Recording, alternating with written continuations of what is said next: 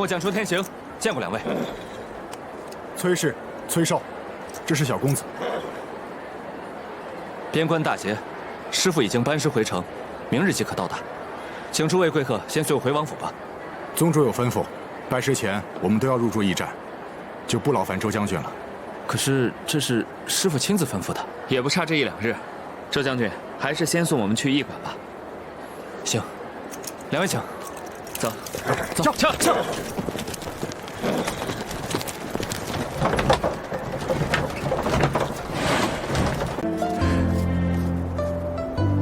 一会儿登上那高台的，便是你未来的师傅。来了，他来了。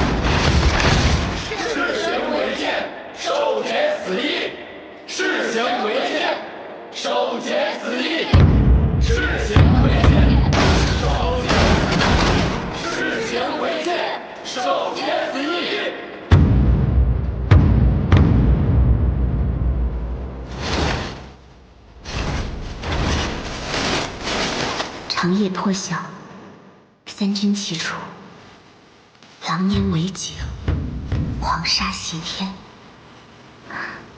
这就是真正的周生辰，家臣上千，守护70万大军的小南城王，是色受魂语，还是精密心窍？当时的我，并不懂得这些，只是被眼前所见震慑。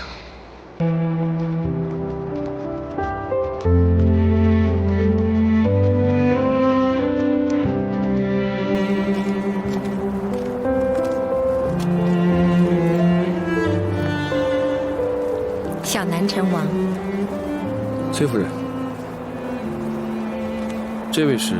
这是崔峰。三郎，快拜见殿下。殿下，不必多礼了，里面请吧。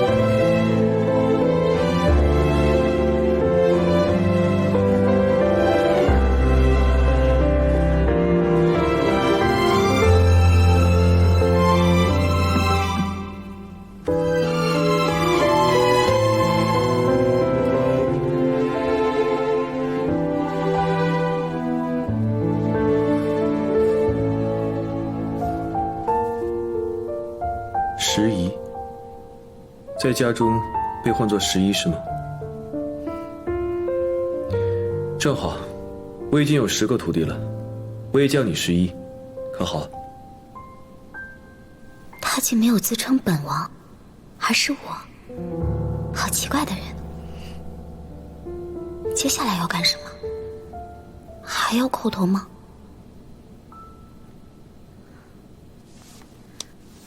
起来吧。南城王府的规矩不多，不用这么在乎拜师礼。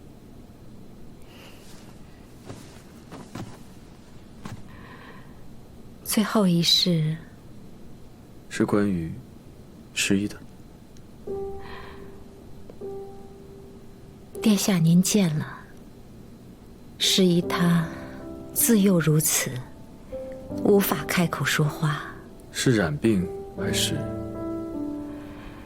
自从他阿爹离家，他就害了一场病，也许是真病，也许是心病。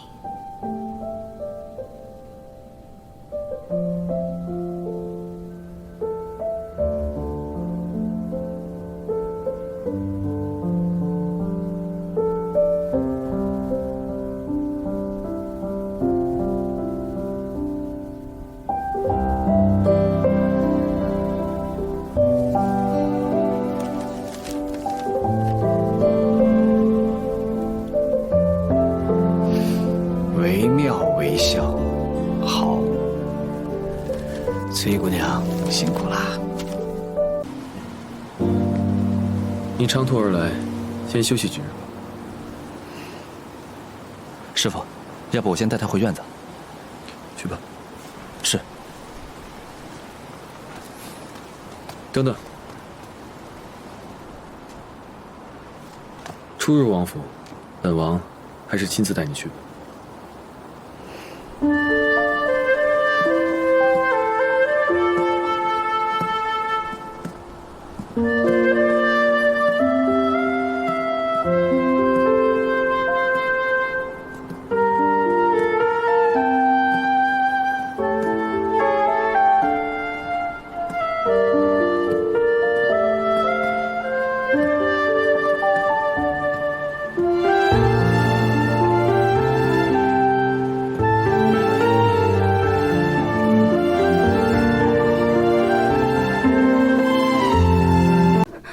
殿下，姑娘不见了。望族之女深夜不见踪迹，若是传出去有损声誉，奴婢不敢声张，只能来寻殿下。你不用慌，在王府是不会有事的。本王现在就去找找看。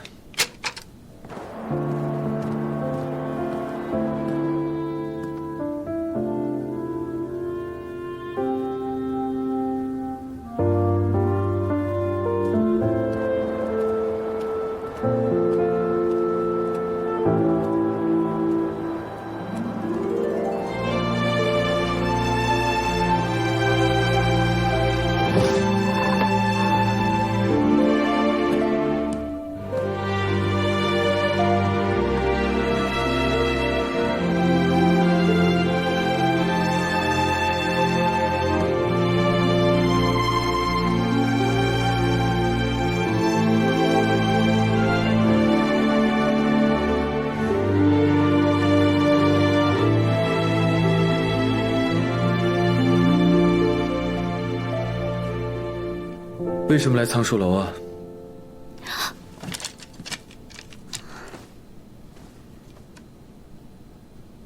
想家了。你的师兄和师姐们一直把王府当成自己的家，虽然他们嘴上叫我师父，但都是以家人相处，你不用这么拘谨。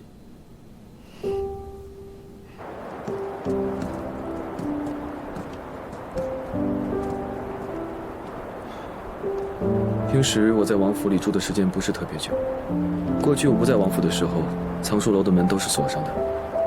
既然你喜欢，以后这把钥匙就留给你了，就当做今日的拜师礼了。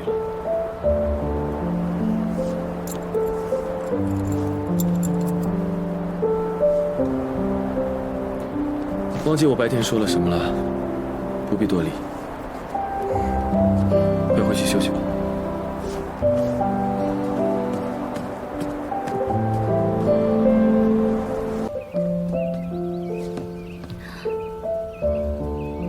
在书房。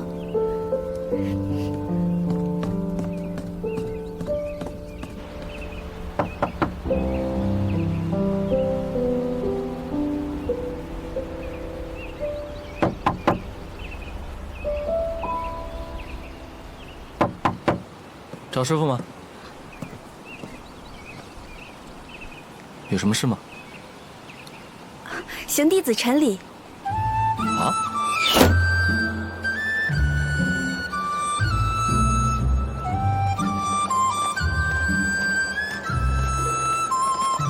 师傅，怎么了？他要给你请安。请安？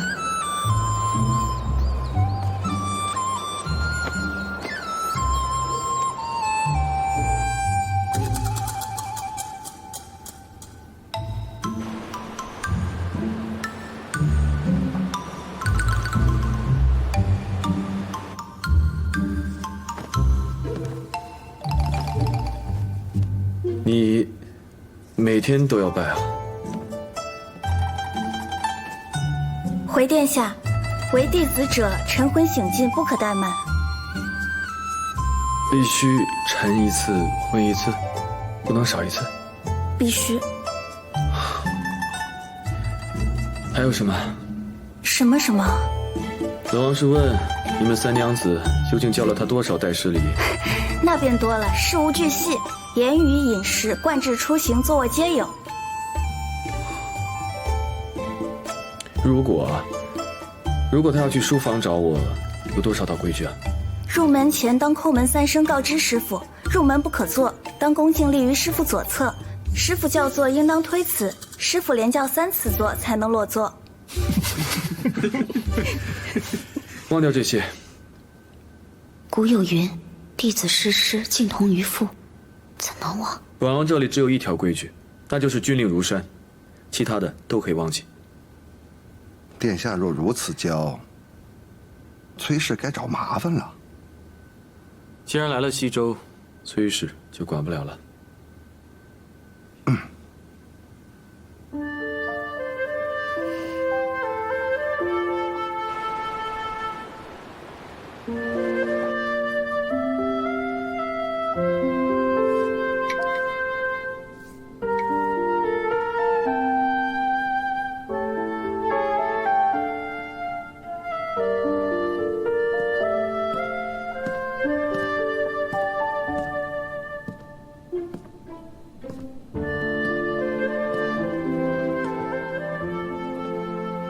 师爷，在做什么？整理古籍。谁让你整理的？不是你吗？师傅让我管理藏书楼，自然要理好书。我给你钥匙，是为了让你可以随时来到藏书楼。王府没有其他好的去处，只有舅母留的藏书楼有趣一些。我来拜师是为有所学，而非玩乐。我知道。那师傅为何不教我？我还没有想好如何教你，因为你是我正经收的第一个徒弟。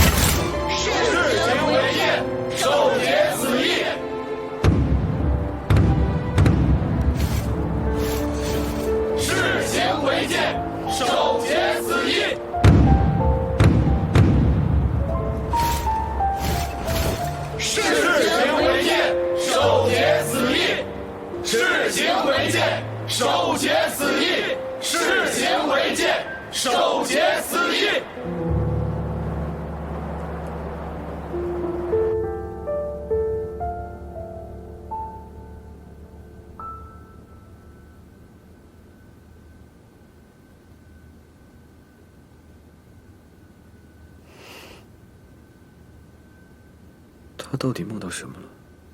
笑到如此程度。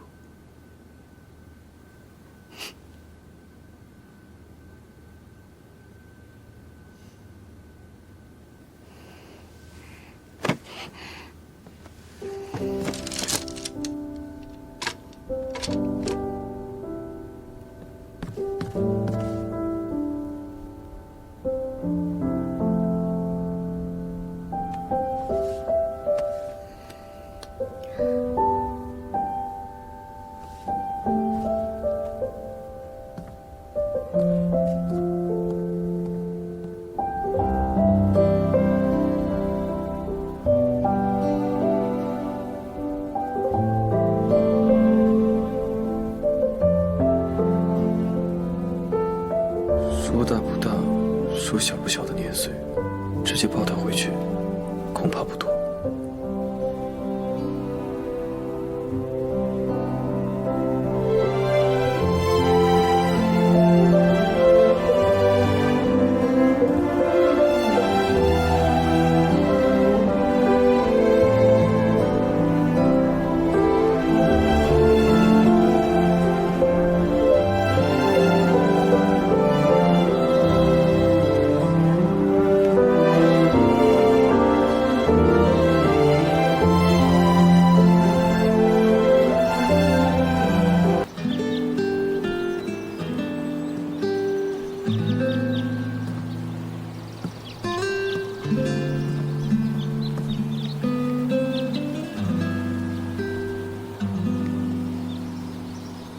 听你的大师姐说，你在闭门思过。可是因为昨天晚上在书房睡觉的事情，师傅，师姨知错了。师父原谅你了。虽然师傅原谅我，但我也不能放松警惕，要多复习，牢记在心。我觉得你与其浪费时间在这儿重复做一件事情，倒不如打开眼界，看看周围的事物。你的大师姐，因为你不出院子，可急坏了。一会儿如果她还看不到你，恐怕会把整个王府给拆了。你可要想清楚了。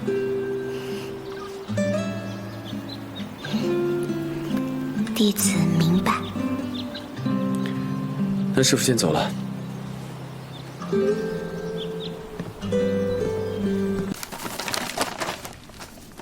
这是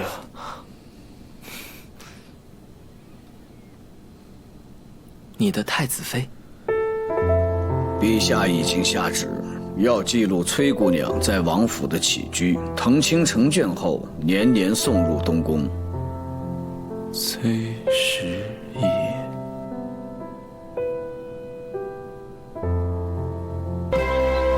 忘记我说过什么？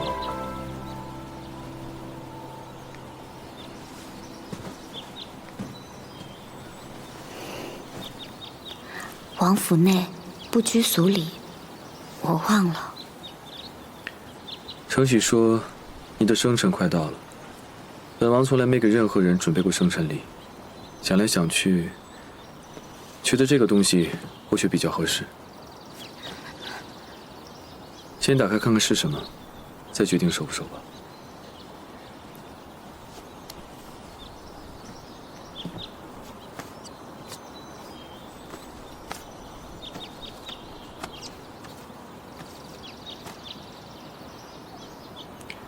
这是我自离开中州以后，所有降军将领的用印。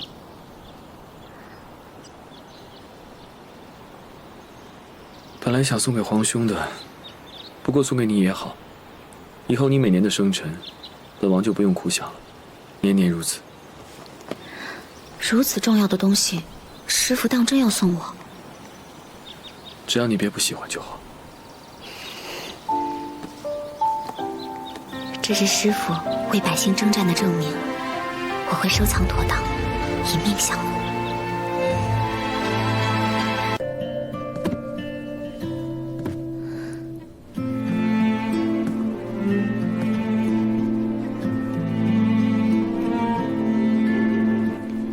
忘记后半句了。过句长背，不知怎么提笔就忘了。我来吧。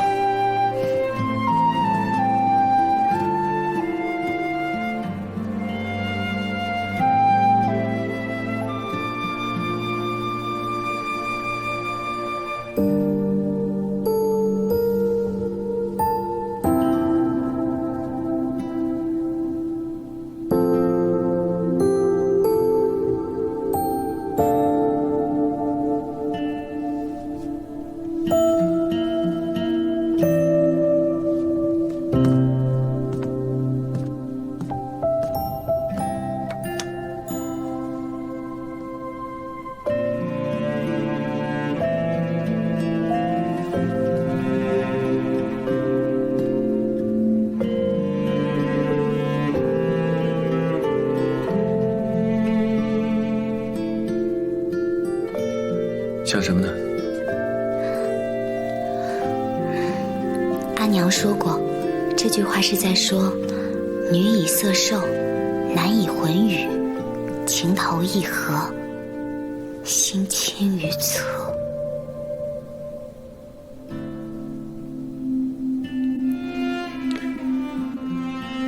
待你学成时，再补上剩下的吧。我要走了，过来跟你说一声。去哪儿？我平时不住在王府，1年的时间有8、9个月都是带兵在外，以后也是这样，你要习惯。我走了之后，王府除了侍卫，就只有你和承喜了，照顾好自己。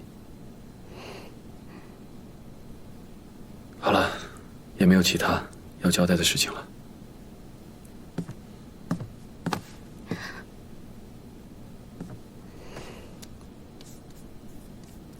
且报。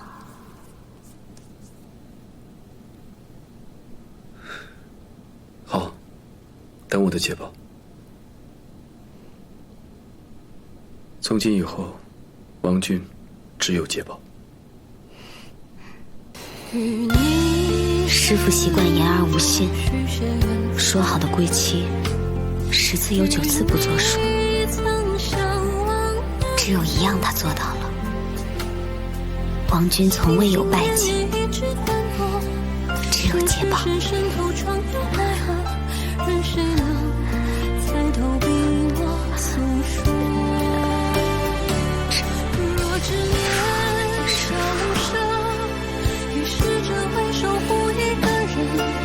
姑娘，殿下回来了。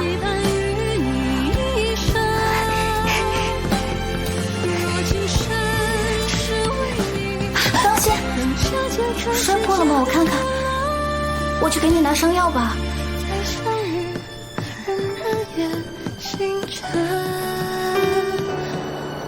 再相遇，人约定。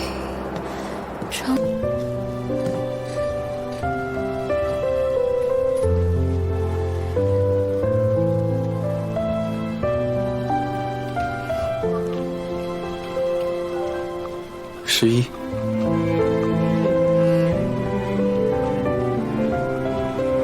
怎么不认得师傅了？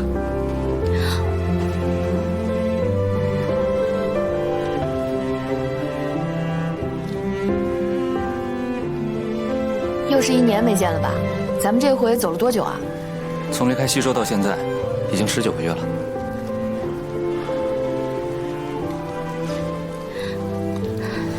你的伤没关系，不用在乎这个。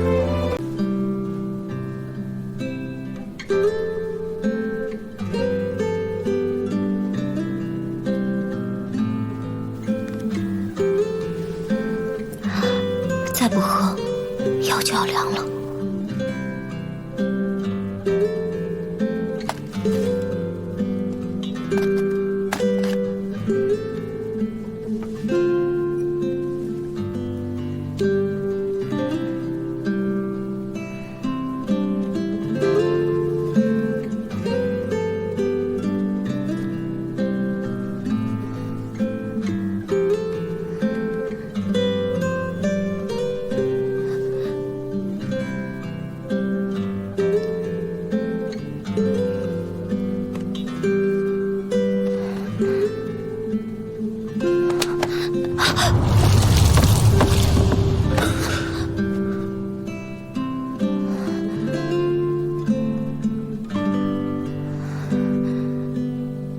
你怎么在这儿？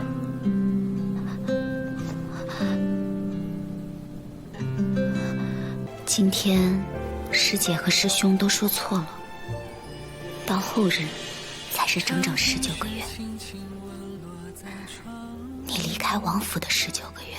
相思已不肯深潜入眉心，将思与尘微寻至一个影，侧耳听可懂是我在念你，却不听人无影，心难静。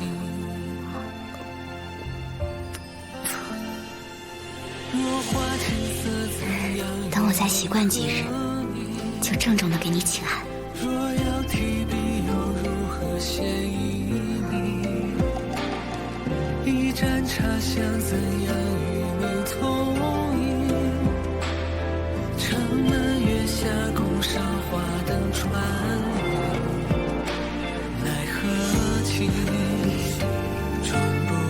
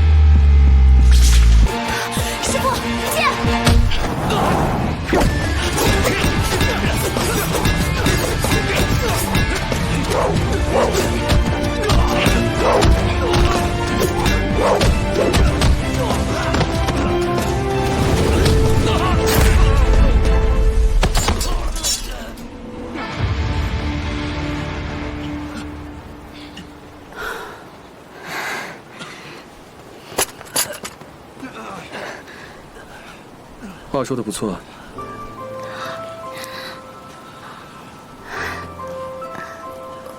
我没关系，慢慢来。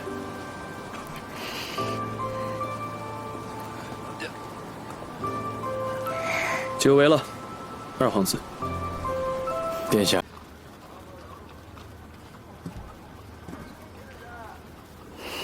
拜师时，十一没能换一句师傅，今日补上。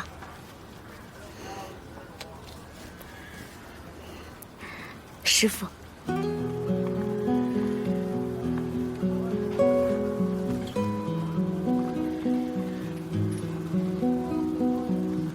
你能开口说话，师父比谁都开心，何必多此一拜？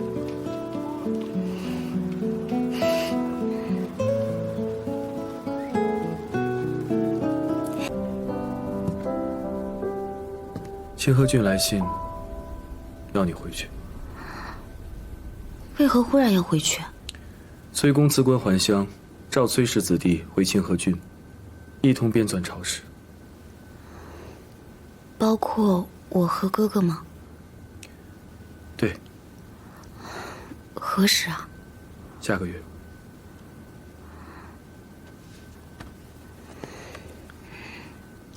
那编完我们还能回来吗？你的去留，本王无法决定。毕竟清河郡才是你的国土。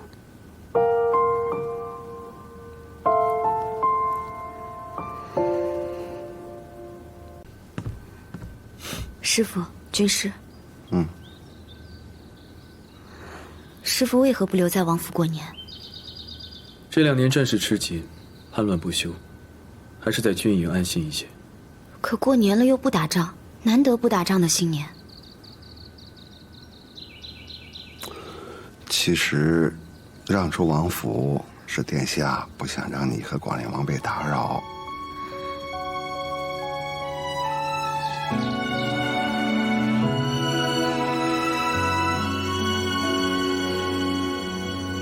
既如此，十一无话问了，弟子告退。秋云云送长，只愿问心不忘。世袭的生辰就在几日后，殿下即便要走，也该提前道贺一句才是啊。蹄声响彻沙场，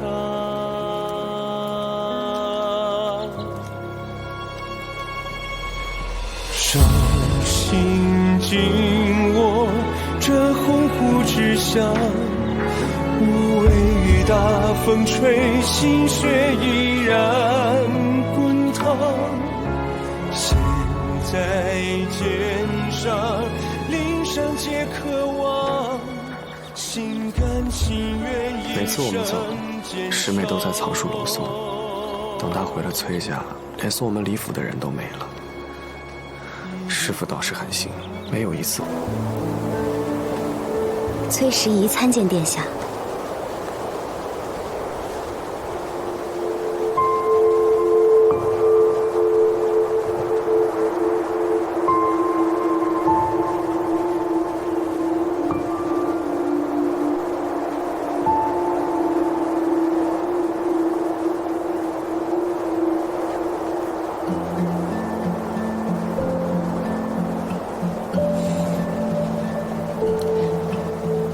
殿下，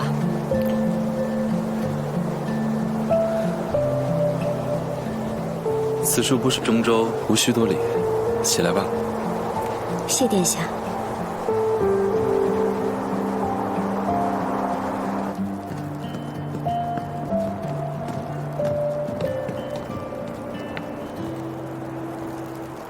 今年终于不用再看画像了。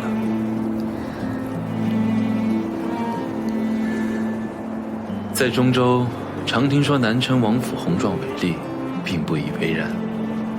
如今置身其中，才觉是真。殿下不要被世人误导了。误导什么？我师父并非奢靡之人，但他身为镇守边关的王，王府势必要造得宏壮，才能收服人心。你怕我和诸王一样，认定他有异心？时宜不敢这么想。本王有眼也有心，那些皇族和悍将，但凡手中握有几万兵权的，全在造反，或伺机而动，等候时机造反。唯独皇叔不同，北辰有他，何其有心？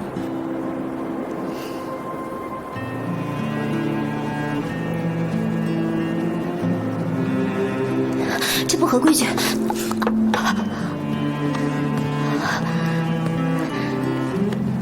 有没有事？没事。本王只是担心你，给我看看。王府有医师，我自己看。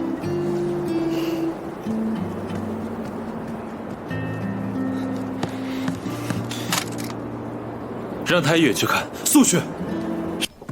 师父，时宜来了。他不是在王府吗？广陵王带他一起来的，说是要为他办生辰宴，借此机会带陛下犒赏大军。去迎迎吧。皇叔，广陵王，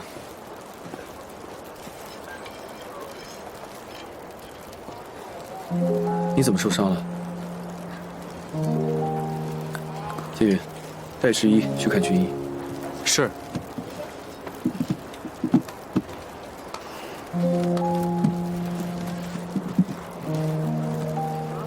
广陵王，赶快入帐休息吧。不急，难得有机会入军营，不知皇叔可否有空带我四处看看？可以啊，随我来吧。哇，好香啊！都是你爱吃的。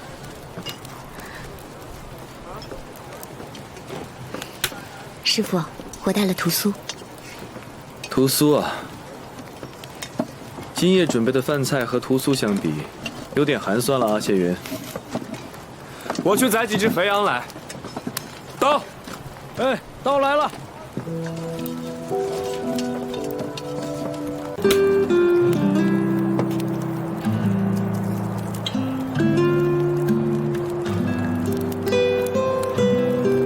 来，花椒酒。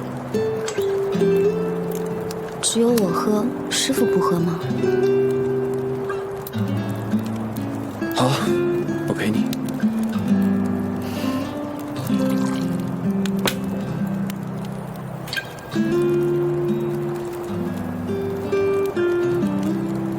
屠苏辞旧，花椒迎新。提前过年了。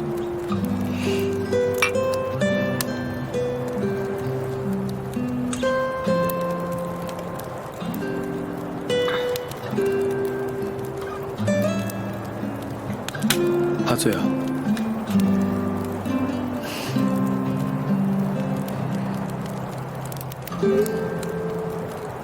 老天爷，这一盏花椒酒，不求前程，不为富贵，只愿能保佑师父和师兄师姐们岁岁年年平平顺顺。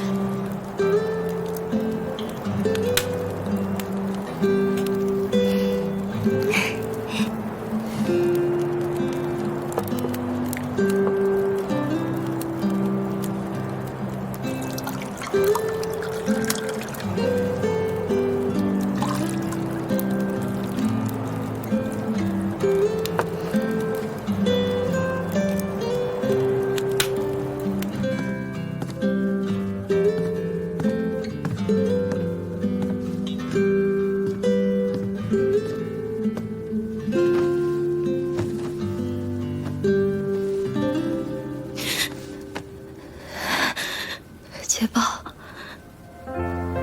师父的捷报呢？2个月了，为什么还没有捷报回来？从来都没有那么久过。刘真在哪？我都不知道。师父要是死了，我上哪儿找他？刘真在北，荣州以北，西周的东北方。侧耳听可懂是我在念你，却不听。如果他死了，不希望你去找。死在何处，就葬在何处。听见却一片一片一片下不停，念着你一颦一笑一时不愿醒。你一直都没睡。死在何处，葬在何处？为什么不让我找你？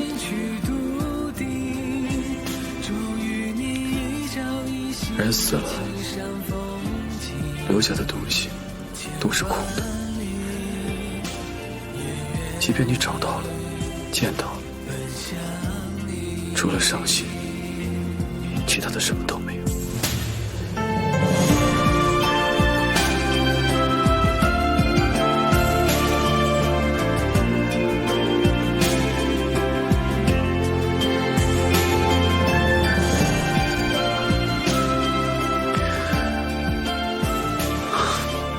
睡吧。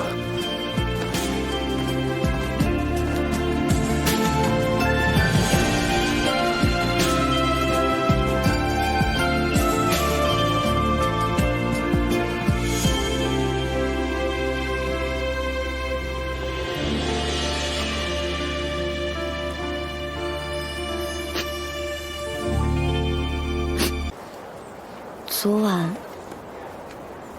是徒儿失态了。没事儿，我带你四处走走吧，看看军营。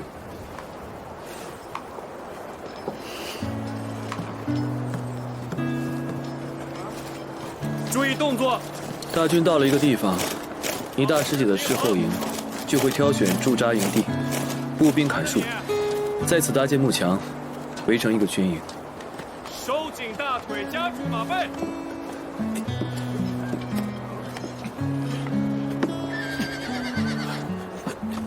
哆嗦什么呢？瞧你那出息，上去！是。马厩有马，怎么用木马？养一匹战马比养一个士兵贵多了，所以平时训练的时候用的都是假的。师姐说过，我朝以骑兵争天下，战马最宝贵。殿下，于是。广陵呢，在帐中等候已久，还带了4名侍卫。主帅的大帐，我们进都要师傅点头。他敢带侍卫，我进去把他赶出来。他是11的未婚夫婿，别闹得太难看。军规就是军规，无需为我破例。师傅若不方便，我去让他撤兵。师傅在的时候，什么时候让你出过头？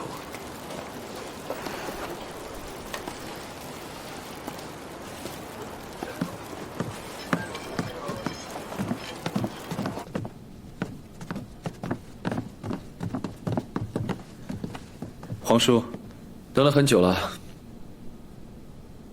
都看到什么了？再看皇叔为北辰打下的江山。这边是寿阳，南面的要塞，这些年一直守着他的，就是这位崔将军。末将崔峰参见殿下。将军姓崔？是。莫非？我是石仪的表兄。那本王也要唤崔将军一声兄长了。不敢。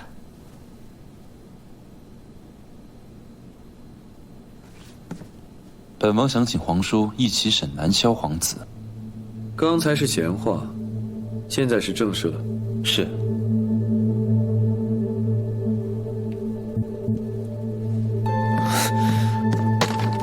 南城王大帐，所有将士皆需事先通禀方可入内。擅闯率帐者，格杀勿论。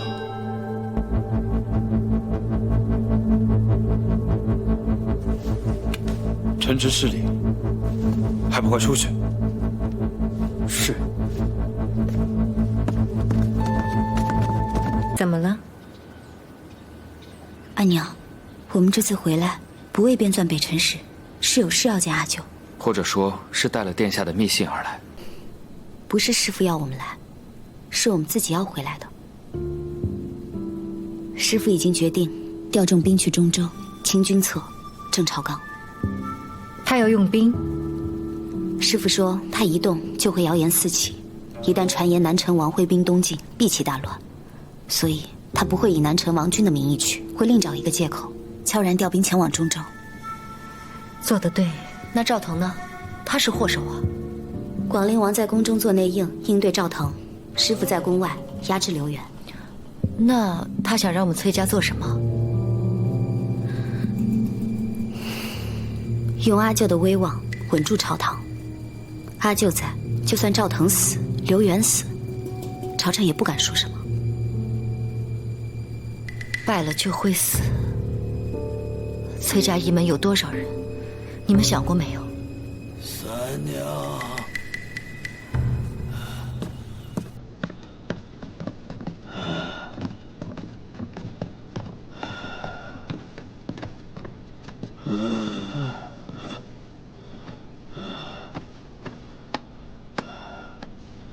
殿下还说什么了？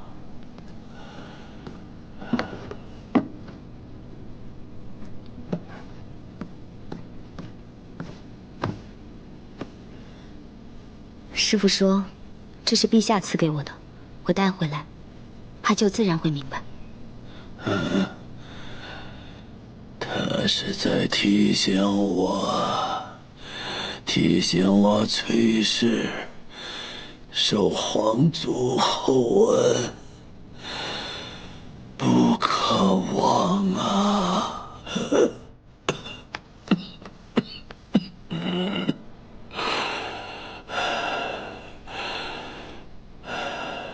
明日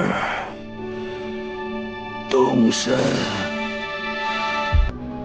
在诸位到来之时，罪臣刘元已交出兵权，认罪伏法了。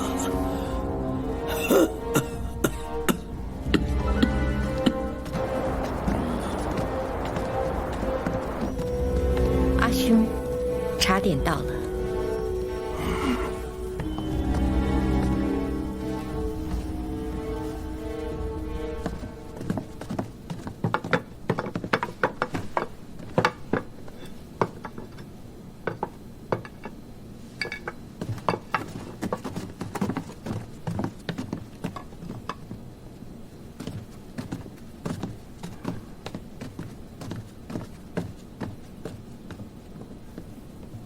都尝尝吧，这是清河郡的特产。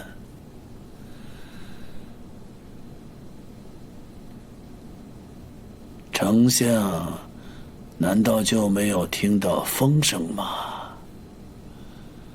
你日日在宫中走动，该比老朽知道的更早啊。有耳闻。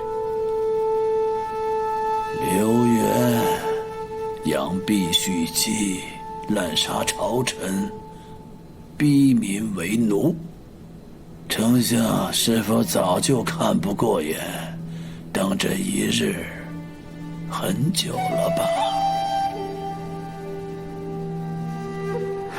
瞒不过崔公啊。老朽时日无多，有心无力呀。在如此动荡的时候，还请丞相多帮帮陛下。责无旁贷。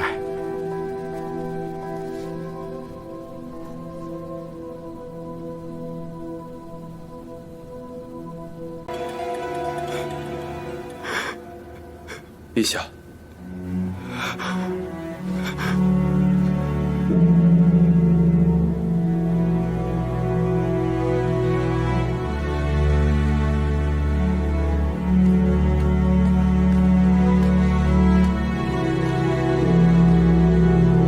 大局已定，你应该高兴才对，为何还在买？从始至终，我都认为我们会胜。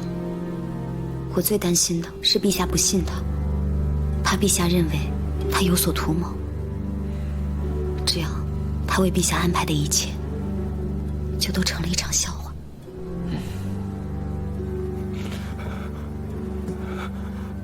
哭什么？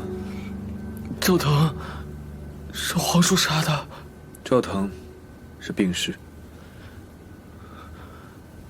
那刘元自请罪，已经废除兵权了。臣所说的都是需昭告天下、写入史册的。那朕在史册上是今日族吗？恐怕不行。你必须要多生几个皇子，否则后继无人，岂不是叛乱更多了？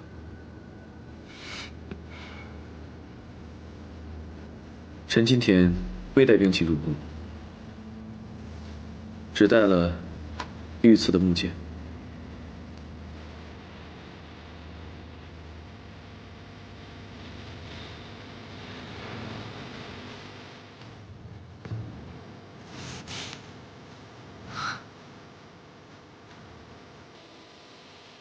我是你的皇叔，你对我来说比皇位更重要。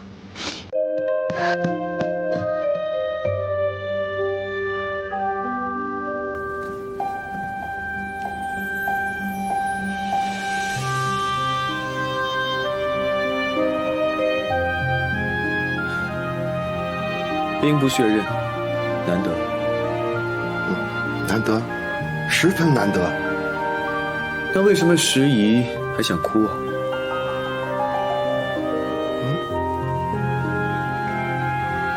殿下，没见过您这么愿意捉弄徒弟的，看不下去。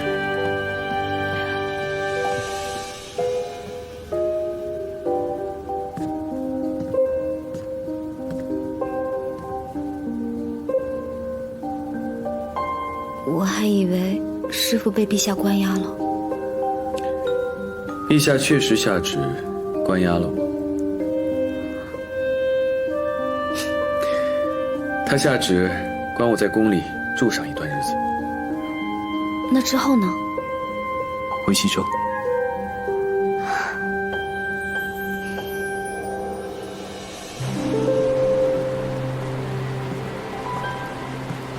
是前殿是帝王寝殿，为何这殿空置了？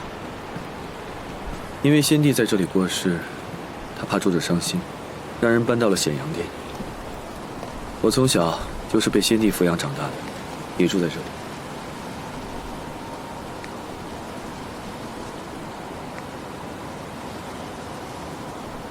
在看什么？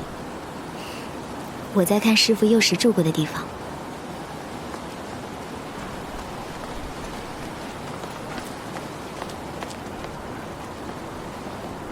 他们不认识我们？好像是吧。此番秦王除了极少数人，谁都不知道小南城王回来了，所以我们在宫里要隐姓埋名。好像是吧。那我可以不叫你师傅吗？我一叫立马露馅了。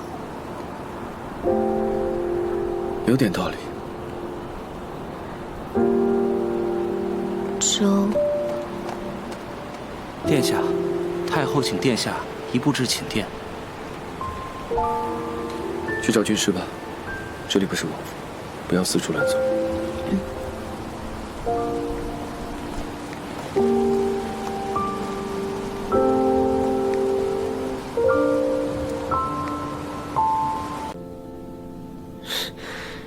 姑娘人在宫中，殿下若想见，小人去请。本王在可惜。可惜？可惜什么？想要除掉皇叔，今夜是最佳时机。他入京师秦王，除了几位近臣，无人知晓。就算他死在这里，南城王军都无法说什么。一夜斩杀刘云和他，算是一箭双雕。先帝驾崩后，高皇后逼我出家。后来她一死，我本想出宫。听说你在太极殿立下重誓，终身不娶，所以我就留在这儿了。毕竟，此处是你我相识的地方。她是高皇后的堂妹，因而时常有机会入宫。先帝见到后，很快便迷恋上了她，但是她想嫁的是殿下。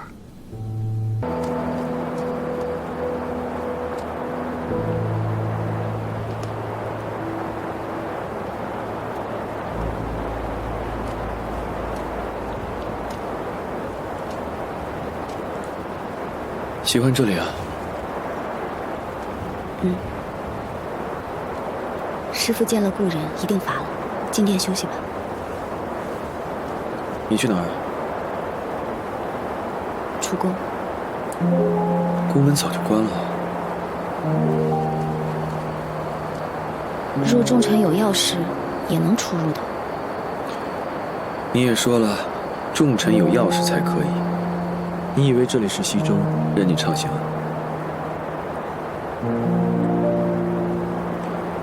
本王已经命人去翠府通报了，今夜你就住宫里吧。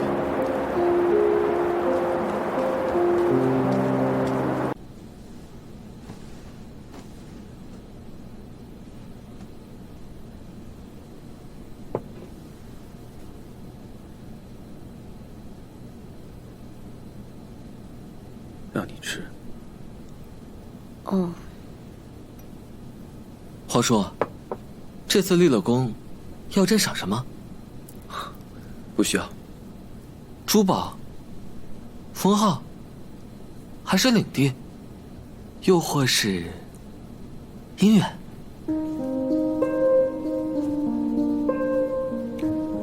臣不能有姻缘。就算不能行婚娶之礼，只要情投意合，也可相伴终生啊。还是陛下想得明白。婚娶之礼又有何用啊？有情有义才是要紧。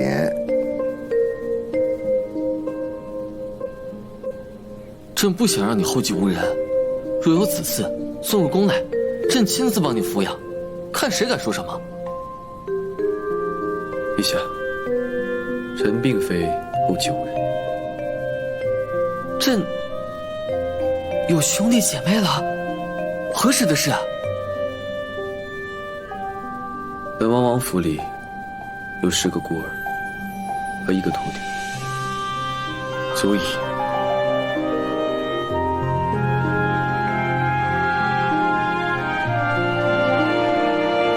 这个酒烈得很，本王今夜喝了不少，所以你有什么烦心事，可以尽管说出来，本王明日不会记得的。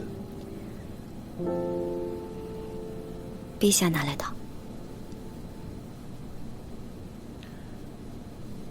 我们埋在宫里的各个地方。和谁一起埋的？几个朋友，儿时的。有他吗？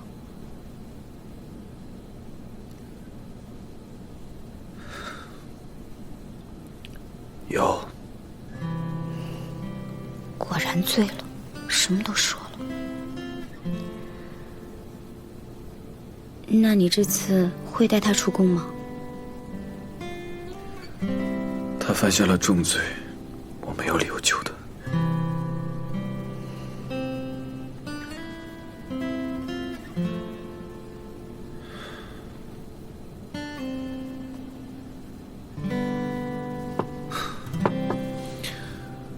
眼睛红了，睡不好，自然要红。11啊，你我认识时间太久了，骗不了我。他认识你更久。军师告诉你的。嗯，陛下在时，他们聊了几句，我在一旁听来的。陛下刚刚还问我，要不要给他求情呢？为何求情？就因为他姓高？刘源什么时候姓高了？你一直在说刘源吗？不是刘源，那是谁啊？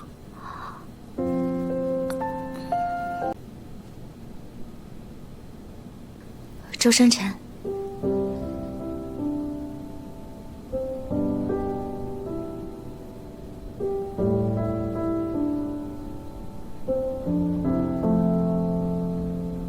弟子失礼了。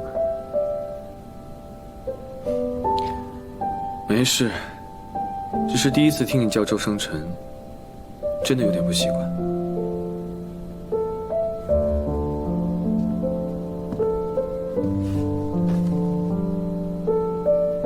你的家在西周，你以后的日子也在西周。你方才说过，王府有10个孤儿，1个徒儿，足够了。是啊，足够了。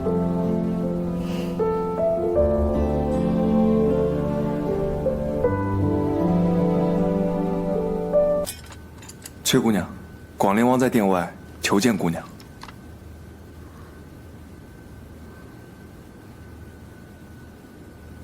末将请他回去。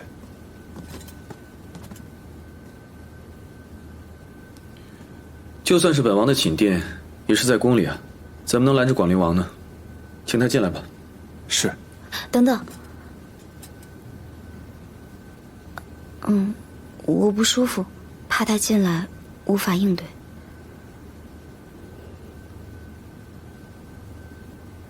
这样还是请广陵王先回宫吧。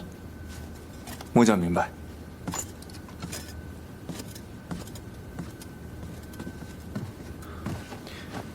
怎么了？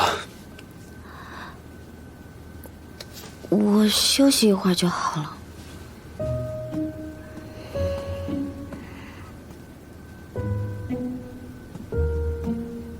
殿下，他这是……军师，换太医过来吧。殿下，你不是懂得如何号脉吗？本王许久没有看诊了，生疏了。那让老臣来。还是换太医过来更加稳妥。殿下，你又不是不知道老臣的医术，我还……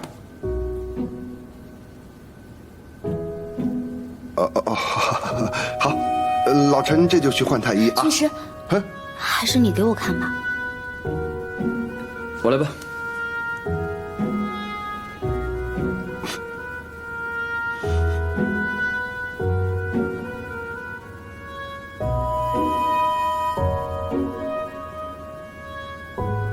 会感觉到胸口疼，偶尔会气闷，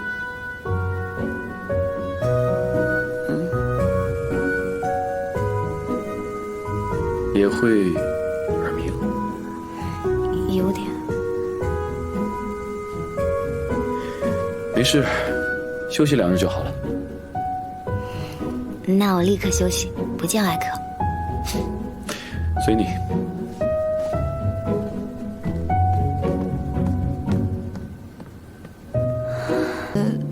11的婚约就废了吧。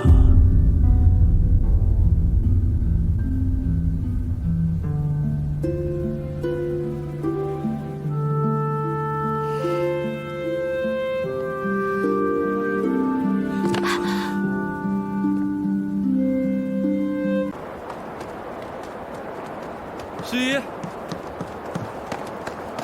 十一，殿下请自重。我绝不会让辉夜作废。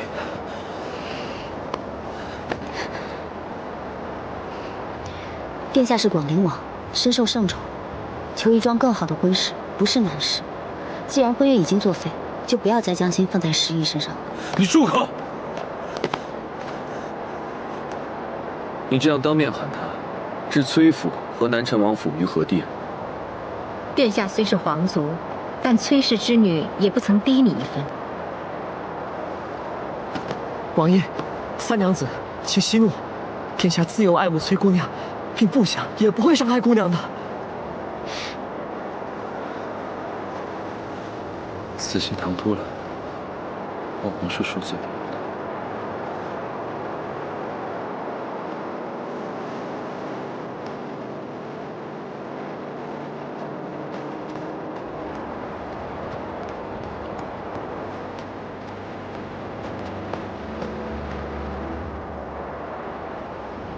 今日便出宫，和你娘一起回崔府住几日吧。你阿舅也多陪他几日。是。当日在大殿上，崔公就是搬出了舅舅和崔文姬的事情，劝说我收崔氏之女为徒，来化解2家的仇怨。若不是这样，我怎么能那么轻易地答应他呢？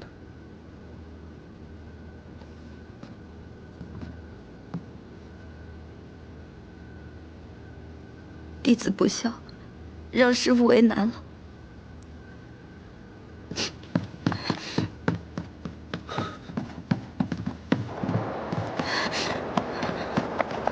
11，我若知道你不想收我为徒，我绝对不会留在西州。你不留在西州，那你去哪儿？跟我过来。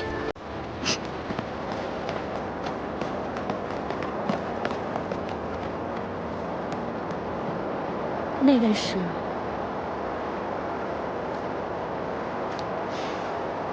崔氏仪。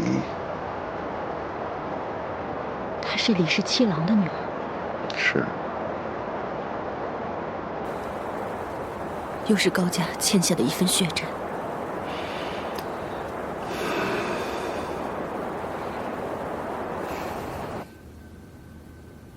当初在太极殿上，我只是想着朝中关系盘根错节，不能跟任何世家有关系，所以那个时候，无论你是崔11也好，你是崔21、崔31，本王也不可能收啊。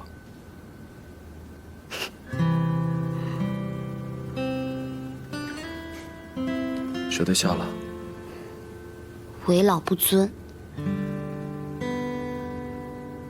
我大你不到10岁，哪里老了？可你是皇叔啊，辈分大。殿下，你在这等我一下，我跟他见面过后再回来找你。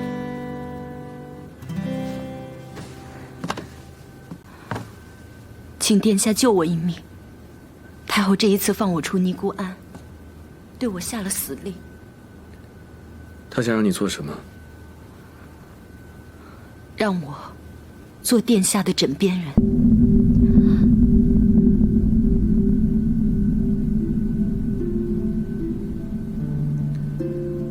如果这件事本王无法应你呢。哪怕入府，为奴为婢。本王的南城王府只有一个婢女，是11带过来的，其他的都是侍卫，而且本王也不需要婢女。你和公主的婚宴在何时？3年后。父亲遗命，不必拘于校期，越快越好。太后也是这个意思。太后想在什么时候？在我回清河郡之前，她想让公主陪我回清河郡，为我阿爹守孝。就算不顾及校期，我们如何办喜宴？太后旨意不办喜宴，送公主入府，即完婚。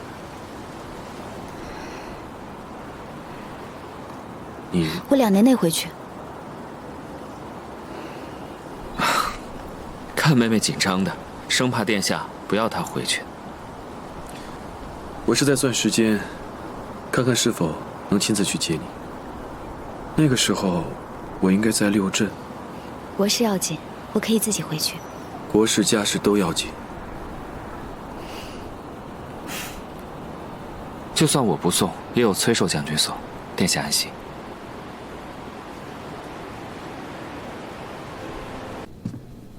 11，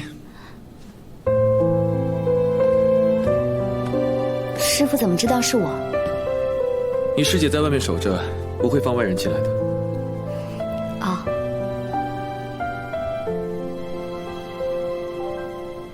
师父明日就要走了。对。这还是我拜师以后离开王府最久的一次。是啊。阿娘虽然定下了日子，但我许久没回家了，怕万一有什么事耽搁了，恐怕要更久之后才能回西州。无妨。我说了这么多，师父前后只回了4个字。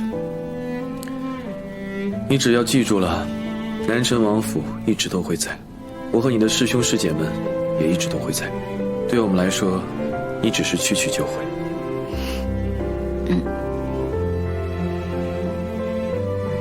我带你去一个地方吧。好。对了，师父在这里烧过香吗？没烧过。我是将，走过鲜血白骨，不该去打扰佛祖的清净。可师父守护过的人更多啊。没关系，从今往后，我替师父和师兄师姐们烧香。走，我们去把你少年时的香补上。回来。你知道怎么去吗？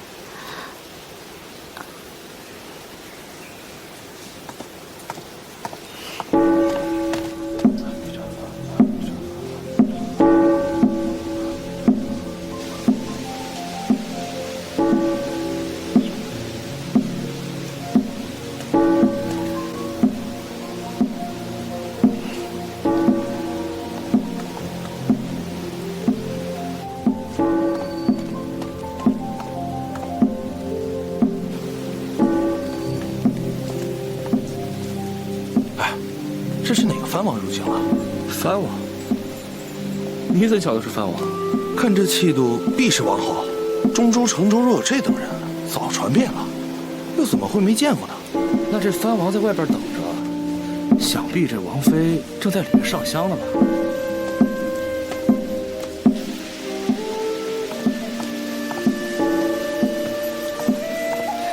我替你把13岁之前的香烧完了，下次我们来再把之后的补上，一次不能烧太多，不然显得太偷懒了。好。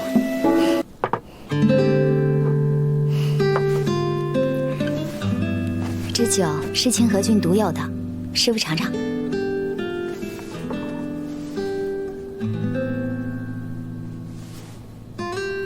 好喝吗？还不错。这个叫鲨鱼块，用鲨鱼皮做的皮丝，也是清河郡独有的。布林海是见不到鲨鱼的。尝尝。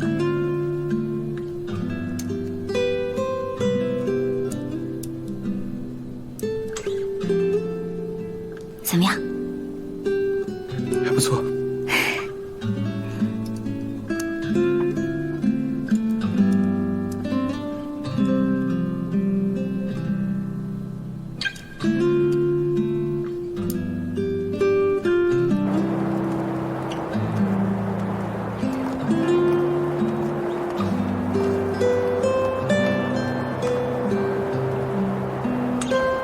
去城门送你们。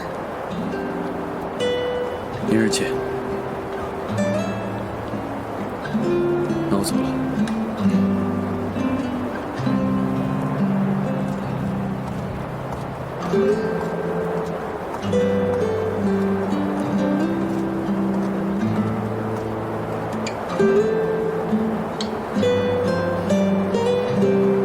广陵王，这么晚了，殿下怎么没回宫啊？还在生气？没有。那日得知婚约取消，心急之下当众让你难堪，该和你道歉。早过去了，殿下无需放在心上。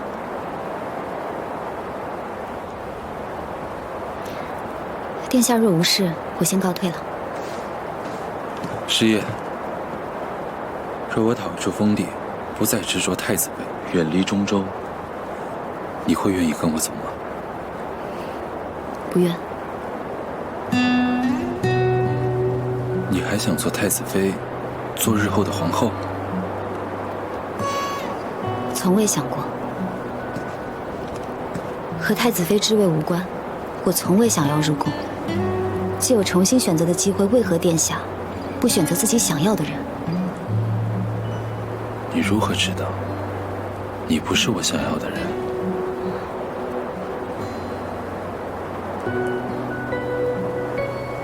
你又如何知道我不想娶你？广陵王自重。赐婚时，我尚未出生，无法选择。过去的一切都是父辈的婚约，并非我本意，也实非我所愿。自今日起，还请殿下忘了崔氏之女，求佛祖保佑师父凯旋，使一能早日见到他。求见崔姑娘！站住！崔姑娘，求崔姑娘一见！拿下！等等，求见崔姑娘。你是何人？为何要见我？你就是南城王府的崔姑娘。是。雍城被围，求姑娘相救。为何不送告急文书给藩王？送了，都送了。雍城刺史连夜写了9封告急文书，命末将等9人送往各处。末将就是去找北海王的。北海王如何说？请末将喝茶，但不敢派兵。他还说，并非他不想救，而是在如此乱世，保住自己的封地才是最要紧的。难道除了北海王，别的藩王也不救吗？去找的9人，只有小南陈王和平秦王因不在封地没有回复，其余各路藩王都一样不救。末将见山下有数千兵马，是崔家车马，猜到姑娘在此，这才贸然闯入。求姑娘，救雍城！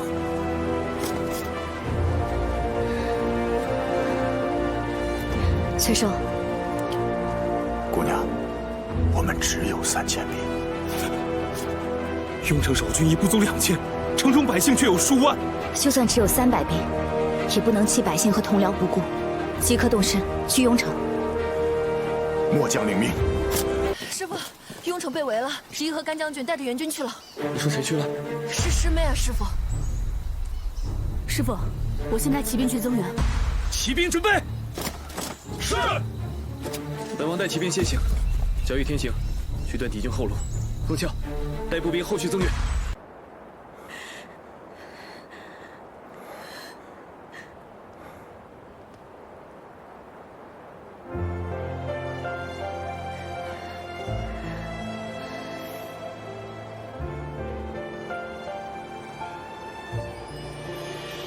庭前雪一片一片一片下不停，念着你一颦一笑一世不愿醒，策马人间四季，怎将你相依？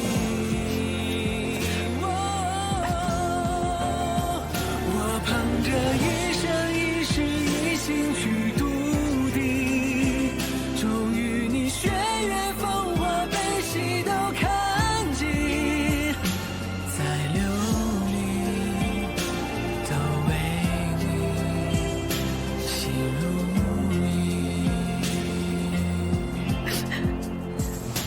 子无能，该将军。你已经做得很好，是我来晚。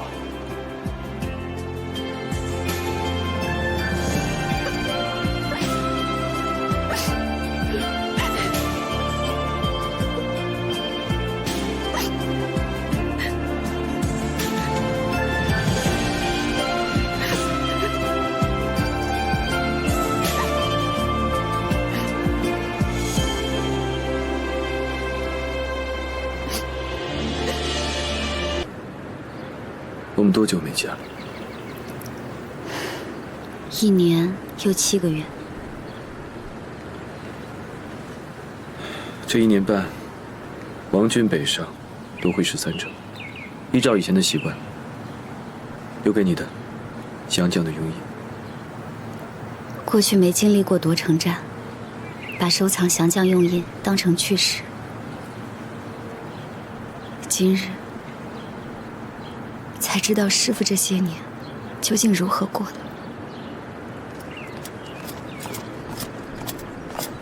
师父，这位将军要见你。末将拜见殿下。城中百姓可安置好了？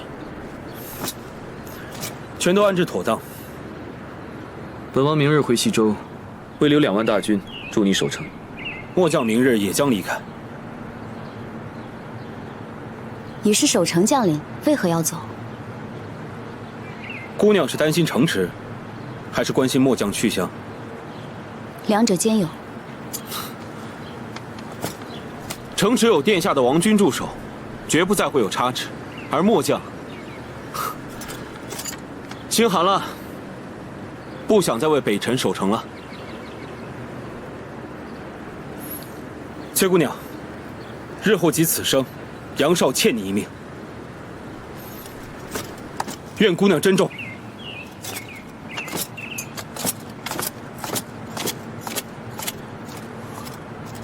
他什么意思啊？刺史训城，前去救援的9个人只活下来他一个，为何只有他一个人活下来了？是因为咱们的小师妹帮了他，救了他。这自古啊，英雄救美人，美人以身相许。这现如今呢，怕是人家看上咱们小师妹了。师姐别乱说，我去看谢师兄。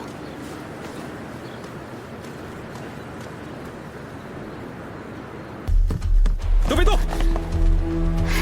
杨少，放开我师姐！师妹，你别过来！末将只有一个请求，把刘长善给我。你要他做什么？无需多问，带来给我。去把人带来。是。不许过来！杨少，我若早知道你如此狼心狗肺，我绝不会帮你。崔姑娘，我救她自有我的理由。都别动！你不逼他，他不会伤害师爷。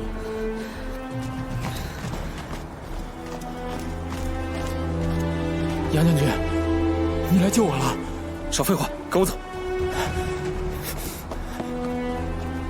给我在城外准备1辆马车。备车。是。姑娘见谅，你没武功，更有祸周全。走。殿下，我不会伤他，你可以跟着我。等平安到了南萧，我自会放了他。杨少，你若是敢伤他半分，无论是江水以南，还是西面大漠，甚至阴曹地府，本王都会亲自取了你的性命。杨少情非得已，殿下得罪了。牵马来。是。他心里有你，否则一个高高在上的王，干嘛只身涉险跟着你去南萧啊？他是我师父。不管是什么，他心里有你。哦，周生辰啊，周生辰，原来，哎，你们这可比我那谋逆之罪差不了多少啊！你不是要嫁给广陵王吗？婚约已经废了，他只是我师父。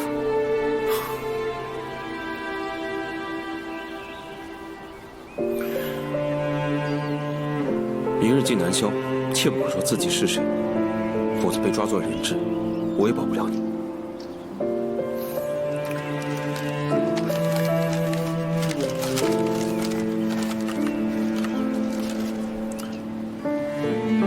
吃点吧。你给我师父吃。我就这一只鸡，我自己都舍不得吃。他已经1天1夜没有吃东西了。明明有2个人可以轮流打食，他只能饿着。你若不给他，我也不吃东西了。来，我吃。还真是师徒情深呐。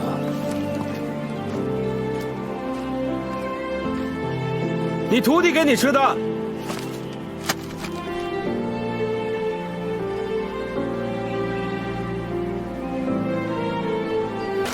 你们北面的人啊，喜欢私奔？倒也不是，也不怪你大舅子如此生气啊，必须得跟着回去一趟，下个聘，拜个堂，叩谢父母养育之恩，接着再把你娘子给接回来。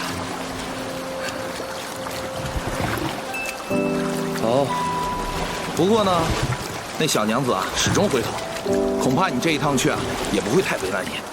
爹娘嘛，只要女儿喜欢，总不会太刁难的。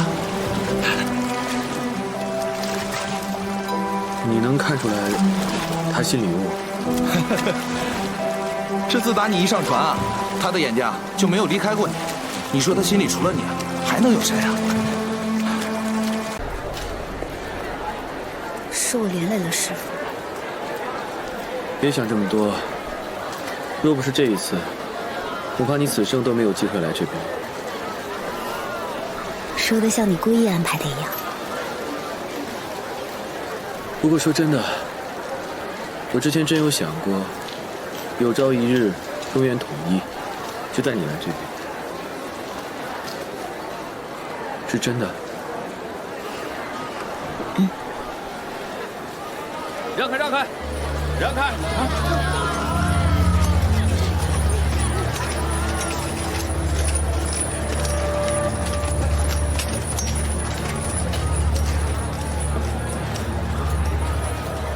师父为何叹气？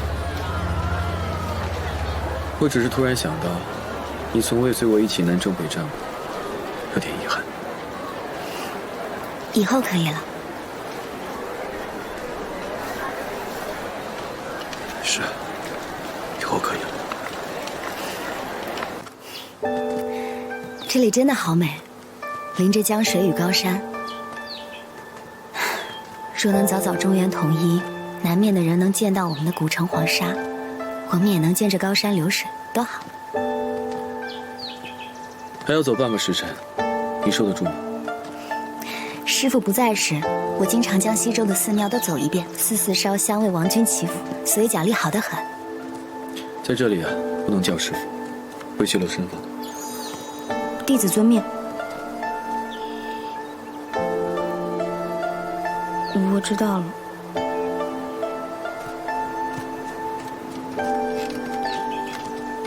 哦，公子可要上山？对，那可要走快些了。这书院里的先生脾气不好，可容不得人日落之后进门。你露宿山头倒无事，只是你娘子要跟着受罪了。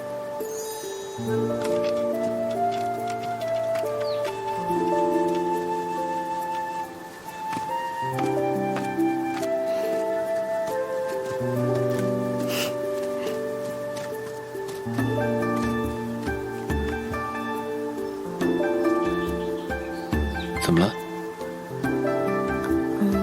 这里人杰地灵。是吗？我喜欢这里，山喜欢，水喜欢，人说的话也喜欢。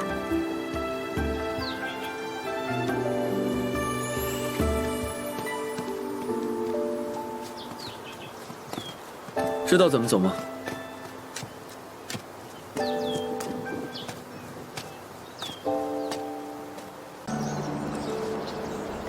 师傅这些日子都没有好好吃过饭，今日一定要多吃一些。来，我自己来吧。啊，看来是真饿了。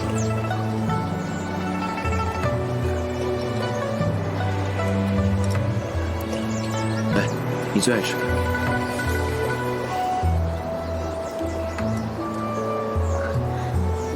师傅，你尝尝这个，我在北城没见过。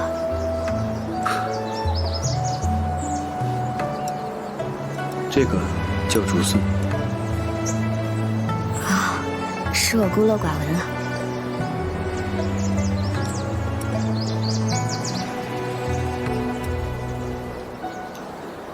好吃吗？嗯。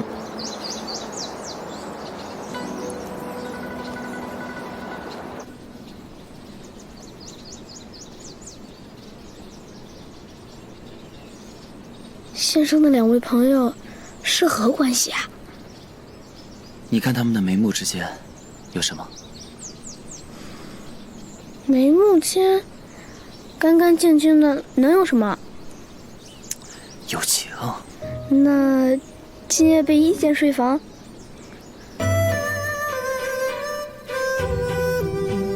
一个。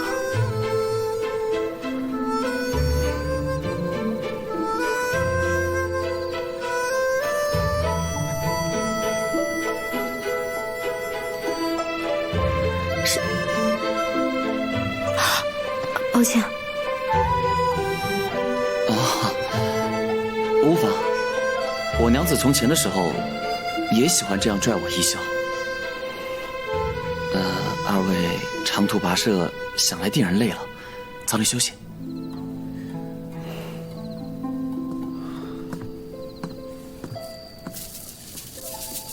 山间有野猴子，夜里切勿开窗开门。此处仅有一个床榻，如何睡？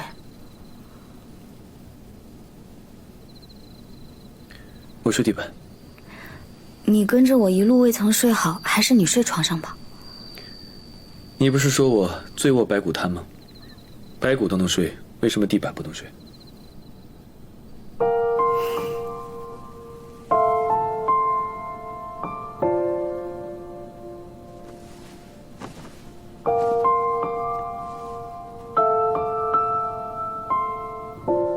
好久没有过这种清闲的日子了。师兄师姐们肯定都急死了，你还说清闲？过去都是我天天担心他们，现在也该换他们担心我了。你是师傅，还计较这些？你忘了，小玉和天行年纪跟我差不多，其他的徒弟跟我也没差几岁。和尚也这么说。也只有和尚知道我的辛苦啊。我也知道。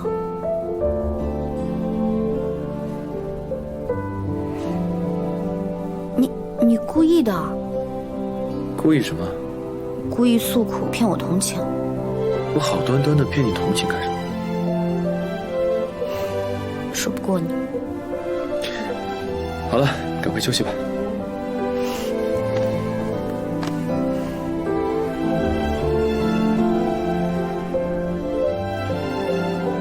你怎么不睡床上，却要睡在地板上？又不是没睡过。你当年带我见嘉诚那天，我就是在你书房睡的，也是在地板上。那天你用狐皮包裹抱我回去，那张狐皮至今还在我房里。你如果喜欢的话，我再给你打一张新的。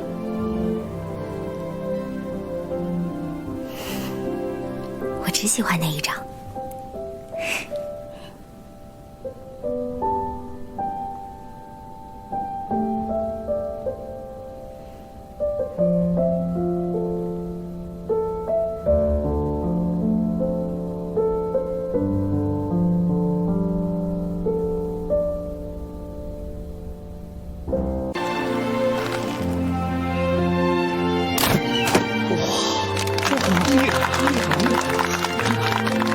你教的？我可从未叫过他这个。是，你看到了吗？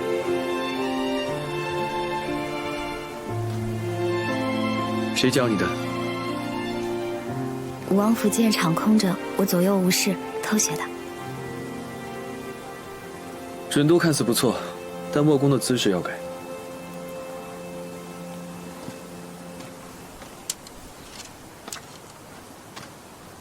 来，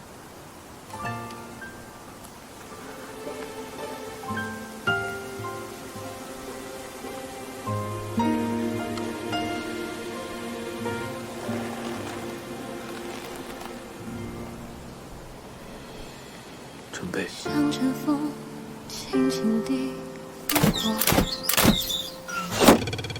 像朵云，等待着雨落。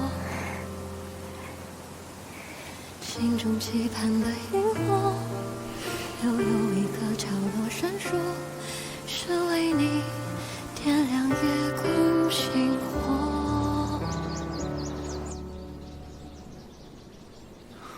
我们书院的弓都是猎户送的，比不得你们王府的弓轻巧。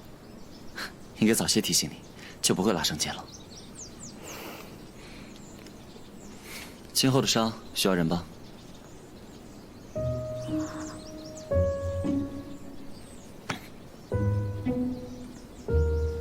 我可以自己抹的。这个药需要依掌心搓开，方可见效。哎，只可惜我们书院全都是书生，没人能帮你啊。那能不能请贵夫人帮我一下？她不见外客。你们忙，我不打扰你们了。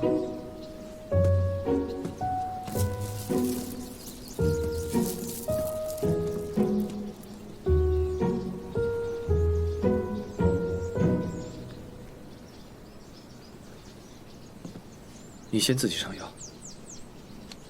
垫上白布之后教我。嗯。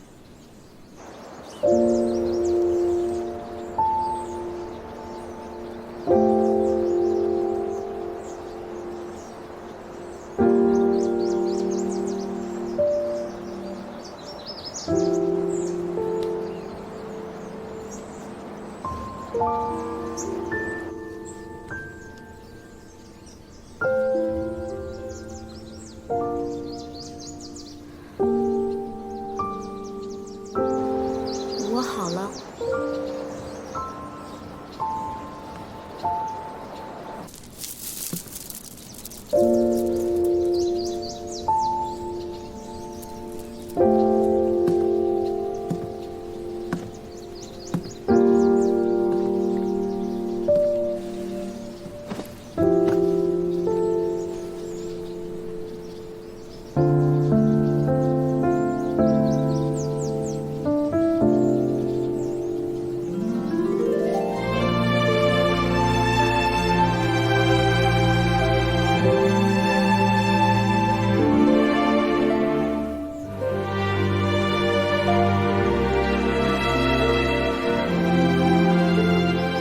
刚才是不是说错话了？你指的是婉夫人？嗯。过后我找个机会带你去见她。嗯。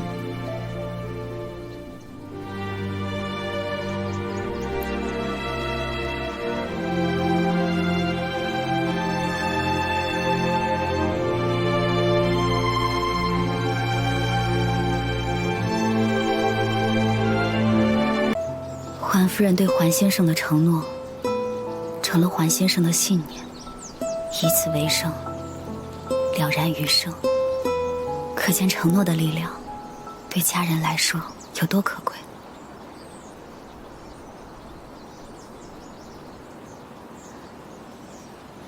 可师父，师父怎么了？师父错了。我哪儿错了？师父说，人死了，留下的东西都是空的，除了伤心，并没有多余的用处。承诺，对一个将士来说，比生命还要沉重。我可以答应你，如果有朝一日我遇到什么不测，定会有人告诉你，我死在何时，死在何地。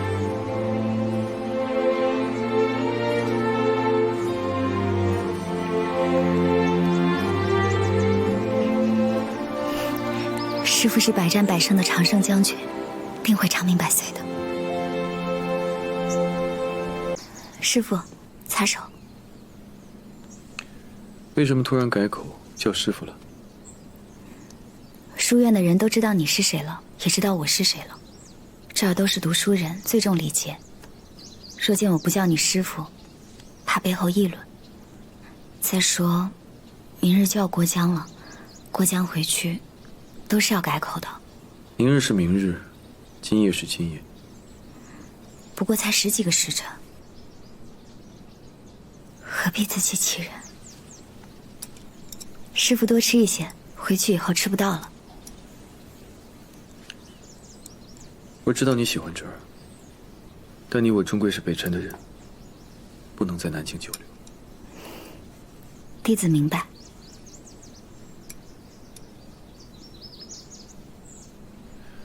都给我了，你吃什么？我不太饿。既然你不饿，不如我们下山吧。下山做什么？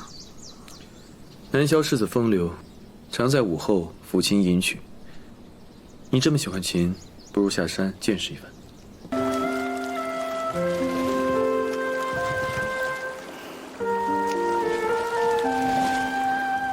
今日是9月初9。对啊。9月初9该登高的，怎么我们反倒乘船来了？晚上回到山上，不就是登高了吗？倒也是。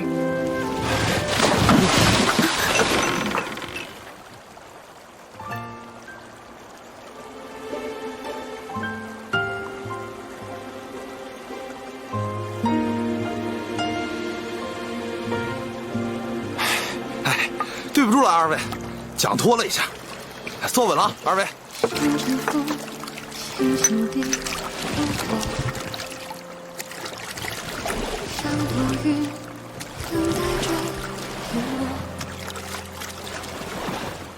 心中期盼的萤火，飘摇你刚才的闪烁，是为你。你为何不喜欢吴哥？啊？你不许琴师弹唱，为什么？我去看看风景。故有思念结迫，三尺白雪似一人墨，细数日月圆了又错过，花开落，心只为你执着。若执念像无声，于是只为守护一个人。公子，前面这个大船在我们江陵啊，那可是相当有名啊，经常停靠在这儿。平日里啊，城中来的贵女都在此船上小聚呢。敢问乌篷船上的公子是外来客吗？是啊，龙亢书院的贵客呢。请公子上来。我家姑娘说了，龙亢书院的贵客便是江陵的贵客。公子若不嫌，请上大船来。今日9月初9，共饮一杯吉祥酒。多谢好意，不必了。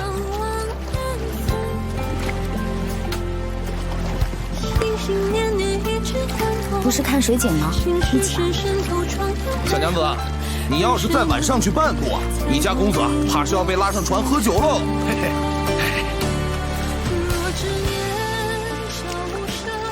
什么是吉祥酒？南边的说法就是菊花酒。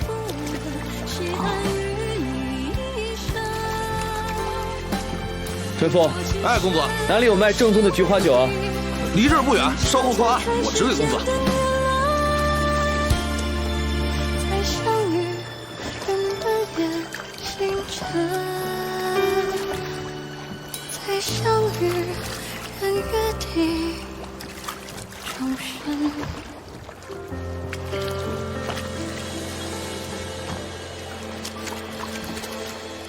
2份菊花酒。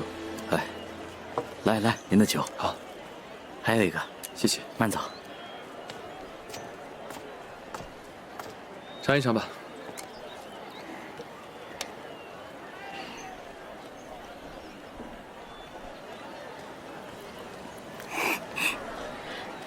姑娘，买个茱萸囊吧。选一个吧，辟邪的。对，辟邪。你看，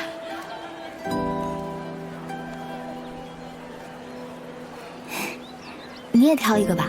哎呦，这是姑娘家带的，她可带不了。那她用什么辟邪？喝菊花酒啊。啊。这个我们要了。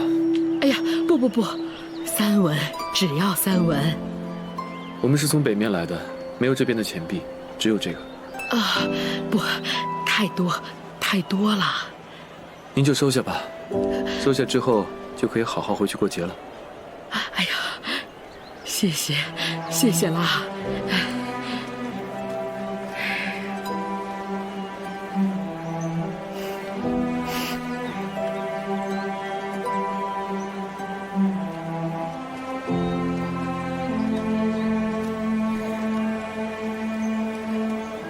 师傅，快多喝2口。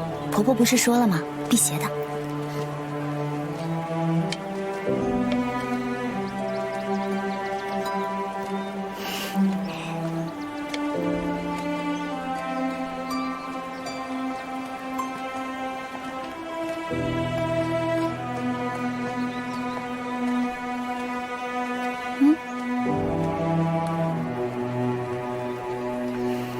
还想喝吗？想。先喝我的吧。那你呢？我现在去买。好，吉祥酒嘛，喝再多也不嫌多。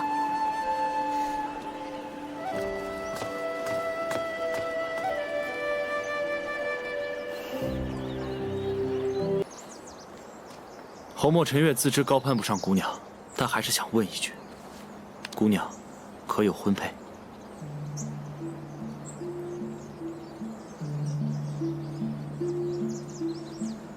你小子还不死心？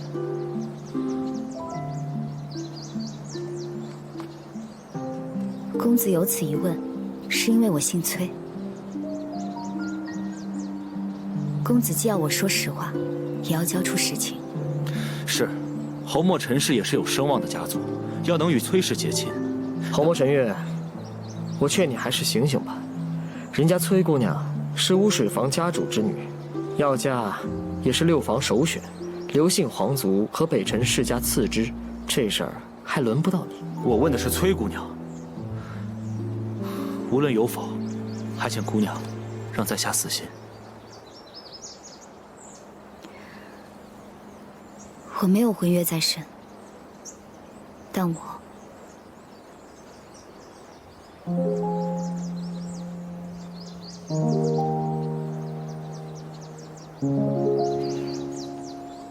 已心属一人，我对他心意已决。我没有婚约在身，但我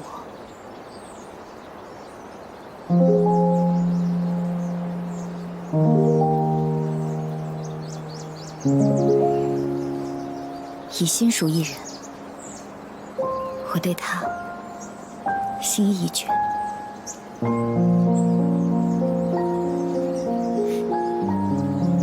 公子请回吧。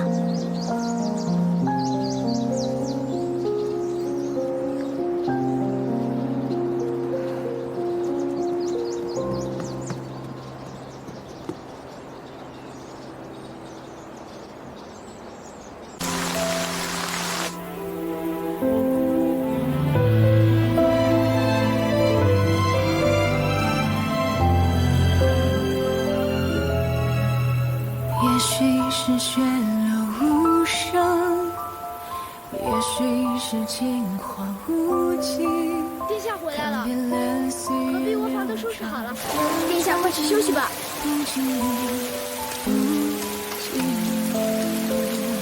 我注视一缕涟漪，好似无风亦无晴，只是爱越来的无声无息，心越跌水花雨。你的眉眼有几分生气，让我用尽一生去追寻。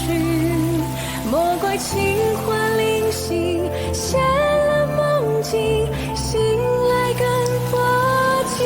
我这颗离情难耐的心，其实最藏不住心事。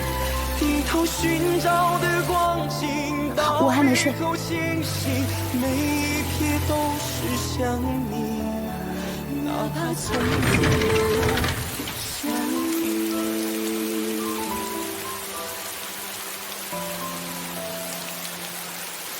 为什么没睡？怕山路滑，你有危险，一直等在屋子里。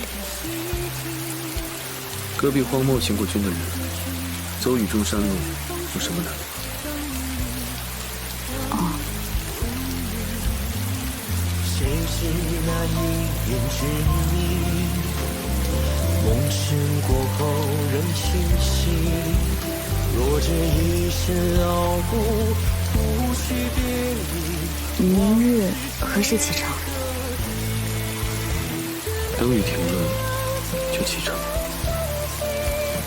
那师傅早点歇息。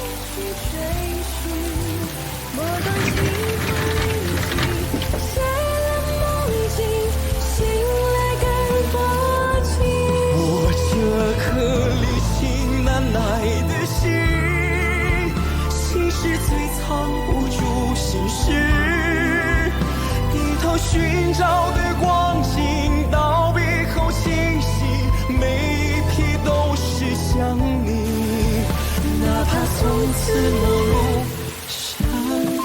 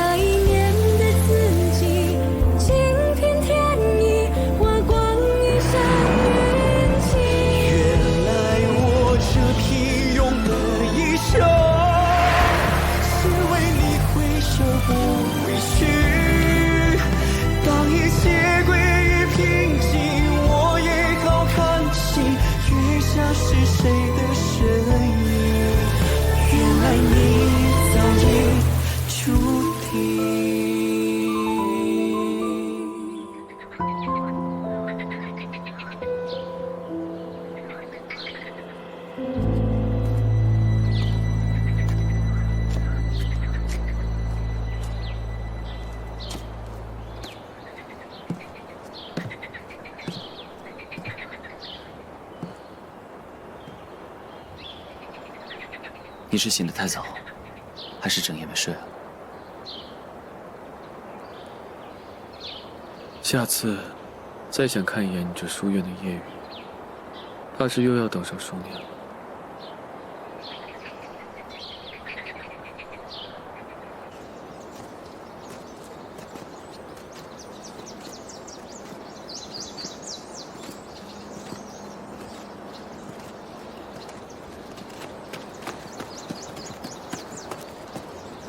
殿下，先生说他也曾和你一样，在娘子门外看过一夜的雨。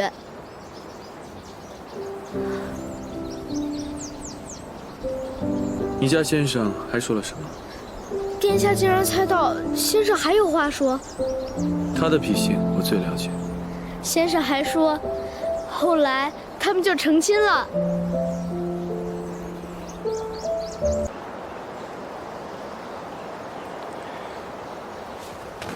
贫僧出去走走。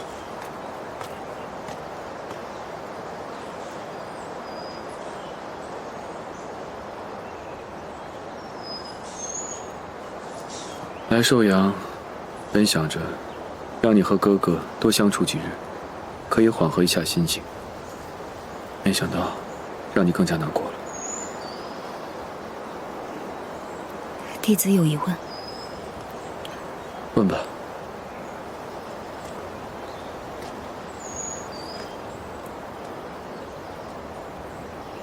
若两人真心相待，却因种种缘由不得相守，虽知该放下，但又放不下，该怎么办？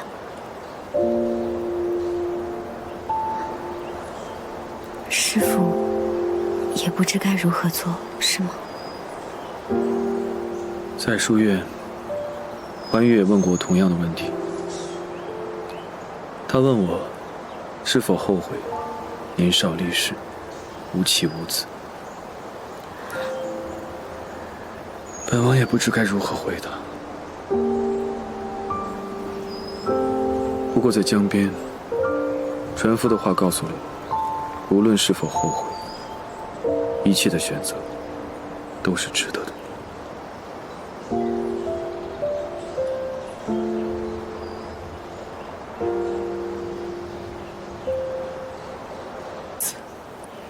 我知道，所以你被军师赐名谢尘，威胁师父收留你。姑娘难道不好奇，殿下为何独独收留了我？有特别的理由吗？殿下当时对我说，王府里有个姑娘，患有失语症，她看见我，就想起了那个姑娘。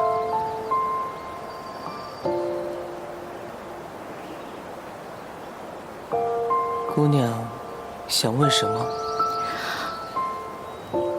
问姻缘。姑娘不答，就是想问了，那便姻缘吧。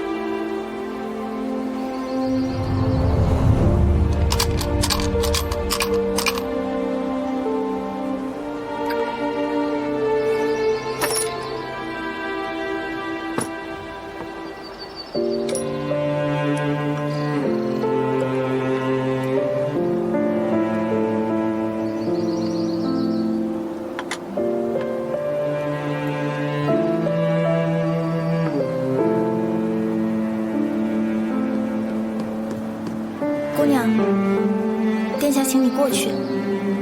好，你留下来照看谢尘。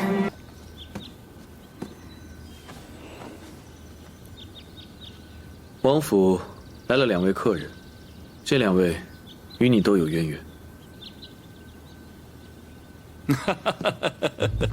想当年，本王还误认为你是小王妃，记得吗？记得。你会说话了？几年前的年关就会说了。太好了，这徒弟不会说话，愁死的是你这师傅。你可不知道，你刚拜他为师那2年，他是遍访天下有名的医师啊，而且他还说了，你有心病，怕你见了那些医师啊，说你会害怕，他就自己去见那些医师。他这一身医学上的本事，是跟那些医师偷着学的。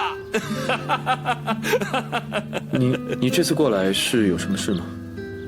我这次来还真是有正事。朝廷这次把雍城封给了我，那雍城就是你护下来的，我带雍城一城的百姓，谢过姑娘。平亲王客气。这是其一，其二嘛，我把淮阳带来了。来送西果。你说对了，这本来千里迢迢我不让他来，可他一听要路过西周，说要来看看故人，他这没亲人了，说你们就是他的娘家人，下个月要过门了。提前恭喜啊！恭喜平亲王。谢过姑娘。此去雍城3日便回，淮阳就托付给你了，告辞。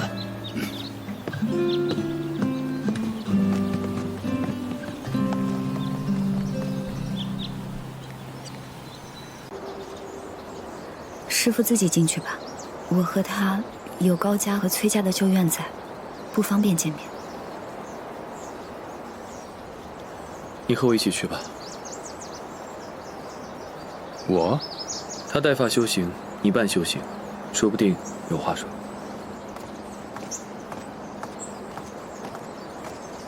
殿下在怕什么？本王能怕什么？是怕与家人独处，还是怕另有家人心生误会？你真是通晓人情世故啊！毕竟在红尘中历练数十年。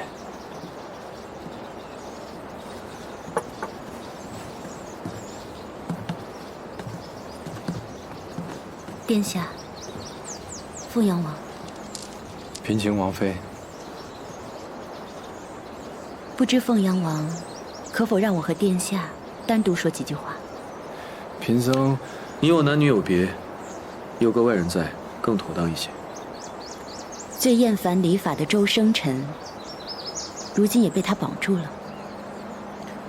礼法有的时候是负累，有的时候却是避开闲言的捷径。王妃是初次来西周吗？对。那应该四处走走。此处是数朝古都，景致非他处可比。我也想亲眼看看殿下这些年守着的地方。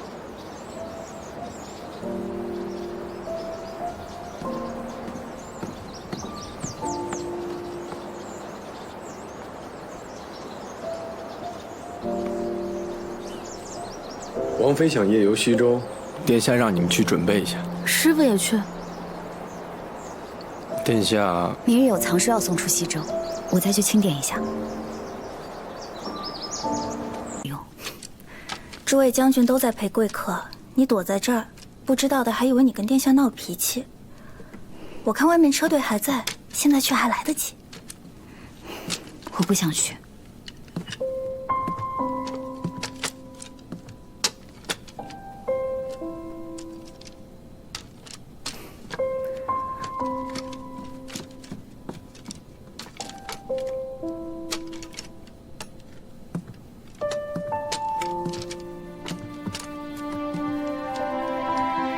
婉玉爱书如命，认识你真是三生有幸。师傅怎么没去啊？正要去。玩得尽兴些。他们已经走了，我在等你，见你一直没有下来，就上来催一催。等我做什么？夜游西周城。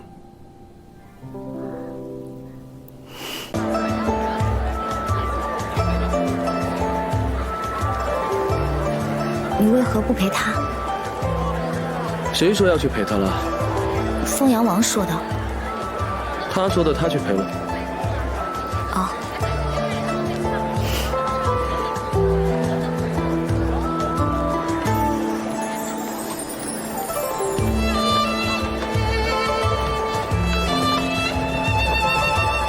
南城王府的人，那是周将军。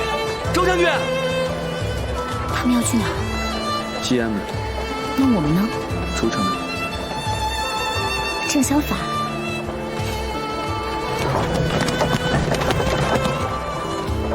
走。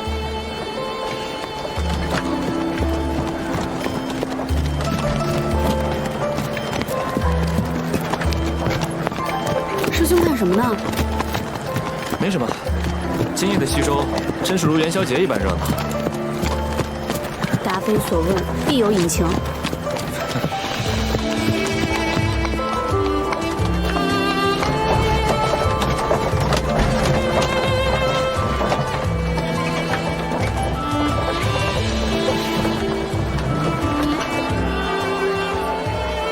过去西周是都城，宫中御厨常驻此地。后来形成了习俗，就有了这条街，汇聚了四海奇珍。你常来啊？刚到西周的时候，常常来吃。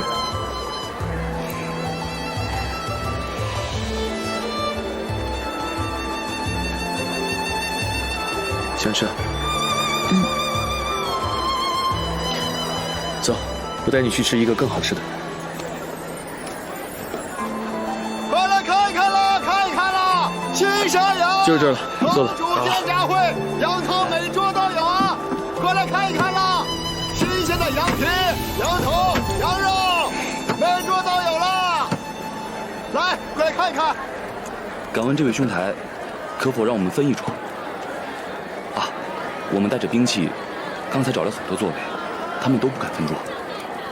请便吧。多谢。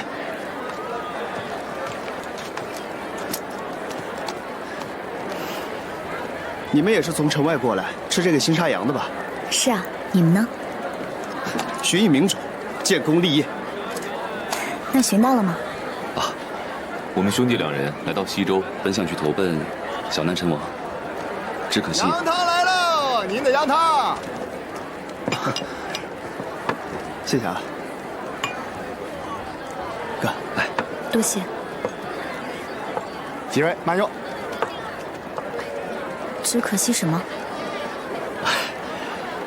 跟着西周的这位，只能够拼命博一个好的名声。我们想得到的，却得不到。我们卖命，并不是为了名声，是为了富贵、前程。是啊，这小南城王不爱金银，不爱江山，连女人都不爱。我听这里的人都说，跟着他的将军都是如此，不讨封赏，只求报国。这种人，我们可做不了。所以呢，你们想投靠谁啊？太原君的金荣，跟着他至少衣食无忧，富贵不愁。嘿嘿。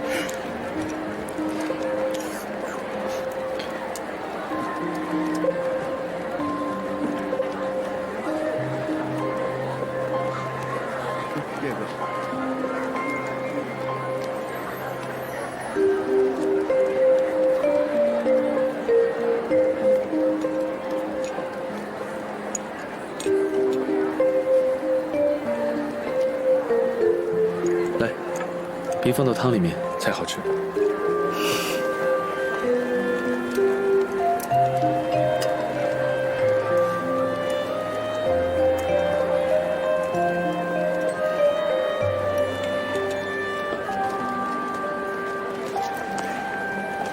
要说这北辰13郡，只有南辰王军是所向披靡，逢战必胜。因为这领兵人好啊，所谓守将，不要王姓，不爱江山，更不爱美人。普天之下，也只有他一人能当得起美人谷的盛誉了。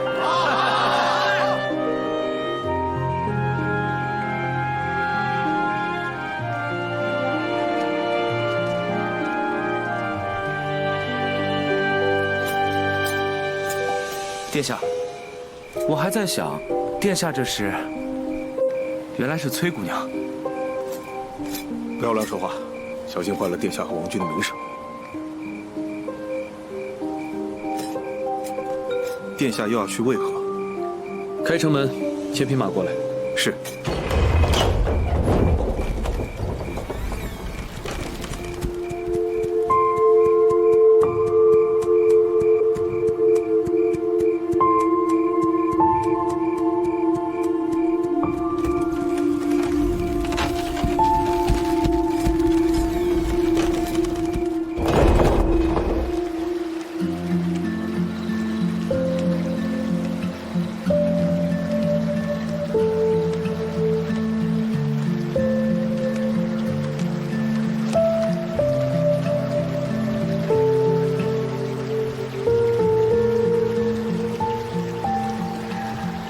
师父常来此处吗？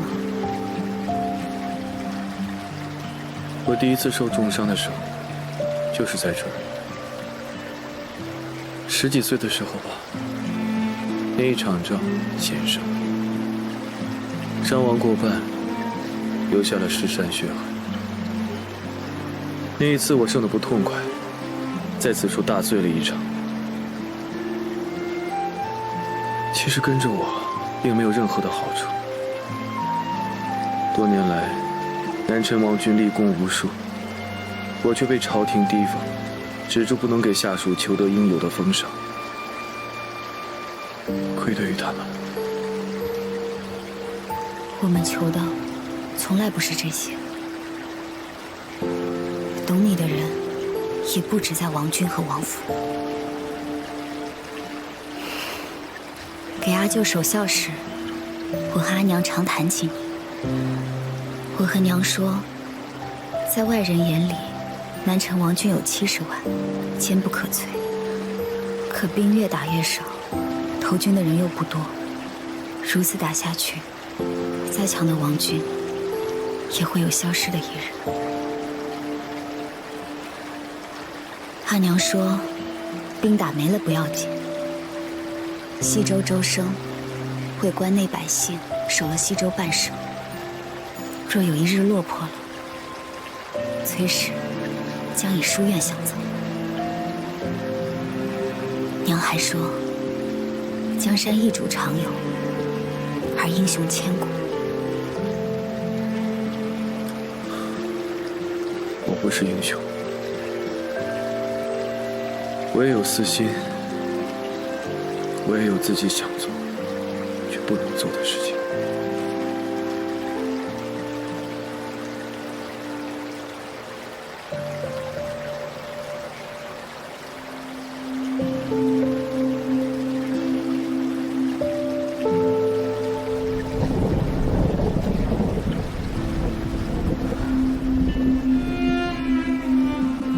快要下雨了，我去牵马。我不想回城。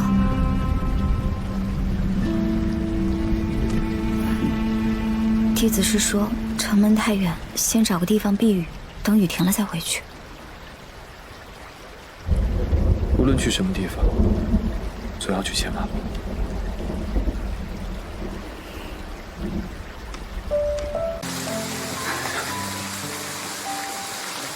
进去吧。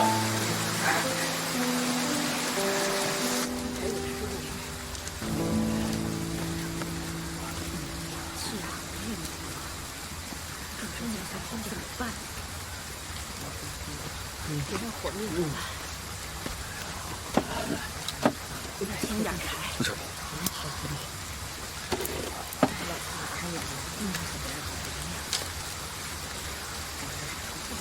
你怎么知道这里有荒废的屋子？是我下令让这里的村兵迁走的。早年啊，此地征兵，南丁大多战死，只留下了10几户老弱妇孺。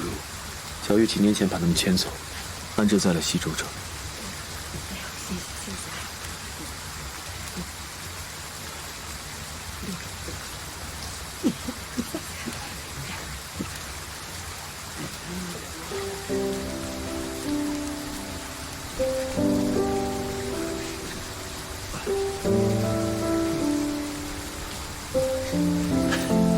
哎，我说那个后生，先把头发擦干啊！你一直擦脸做什么？头发湿一夜可要生病的啊！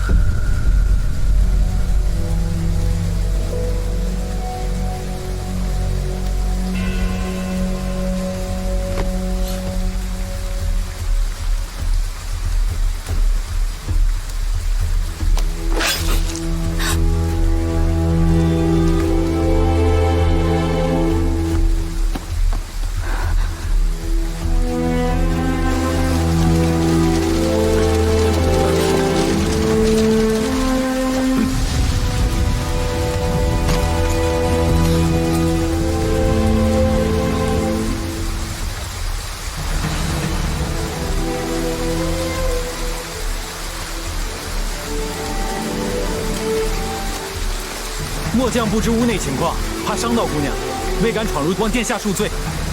都是些什么人？雍城被围时的逃兵，据他们所说，屋内有一个通敌的将领。屋内有百姓，不要挫伤了。是。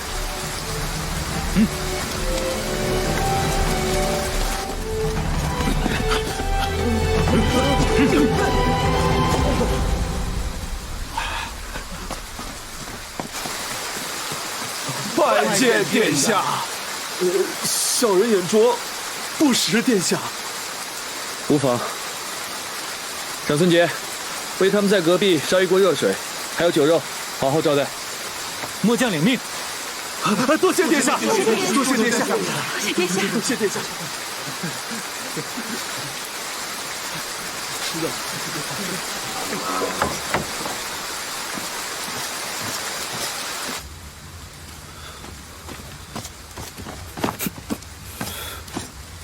为什么要救刘长善啊？他举荐过我，在我坠落博士。那你为什么要杀那个人？雍城被围，他里通外敌，出卖刺史，出卖同袍。所以，你明知会得罪本王，还要冒死潜回关里，仅仅是为了杀他？不错。你可以走了。我威胁过你，你不想杀我？今夜你为忠义杀人，若我趁此机会把你带回西周，怕是无法告慰死去的刺史和雍城捐躯的将士们。来，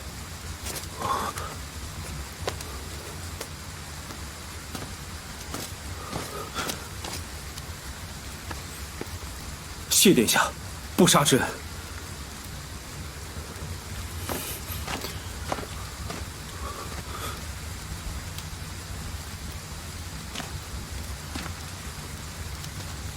但还是希望殿下日后不要轻易的放走敌人。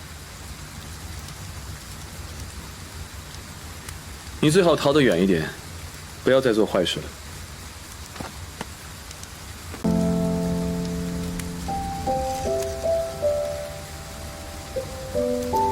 我和师姐常聊你。是吗？都聊什么？很多啊，大小事都有。比方说，你世袭舅舅的封号，自己擅自在前面加了个小字，以示家臣。就因为这个字，被先帝书信教训，说你私改封号，目无君赏。那都是皇兄骂给别人看的。就因为你立了功。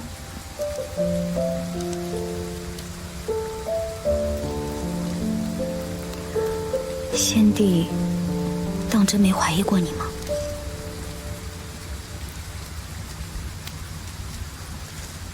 这都不重要。为什么不重要？你多年领兵在外，无妻无子，若这样还要被怀疑，我都替你委屈。我领兵在外，不是为了保江山，是为了境内再无战火硝烟。我只希望百姓可以只言不断。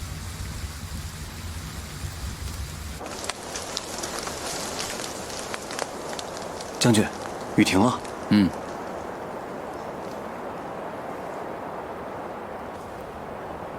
殿下和姑娘的感情真好，不知道的还以为是夫妻，下棋下了1个时辰了都还不腻。就怕你说这样的话。殿下开着这半扇门，这半扇门可是保护了崔姑娘的清白和名声。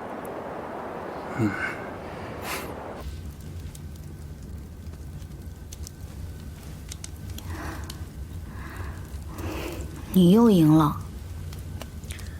不赢你如何做你师傅啊？你定有所保留，会将全部棋艺传授于我。承认了？承认。还不休息啊？再来。再来。那下一局我要赢得慢一些了。这画棋盘可比下棋麻烦多了。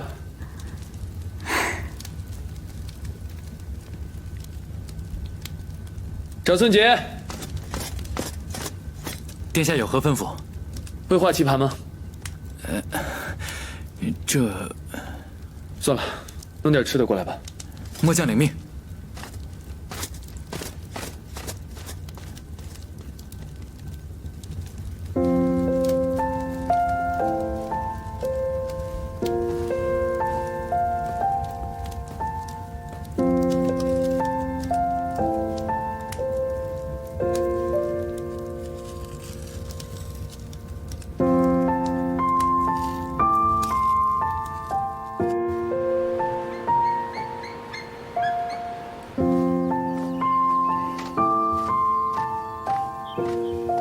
好了，走吧。等一下，稍后师傅回城，会碰到许多百姓。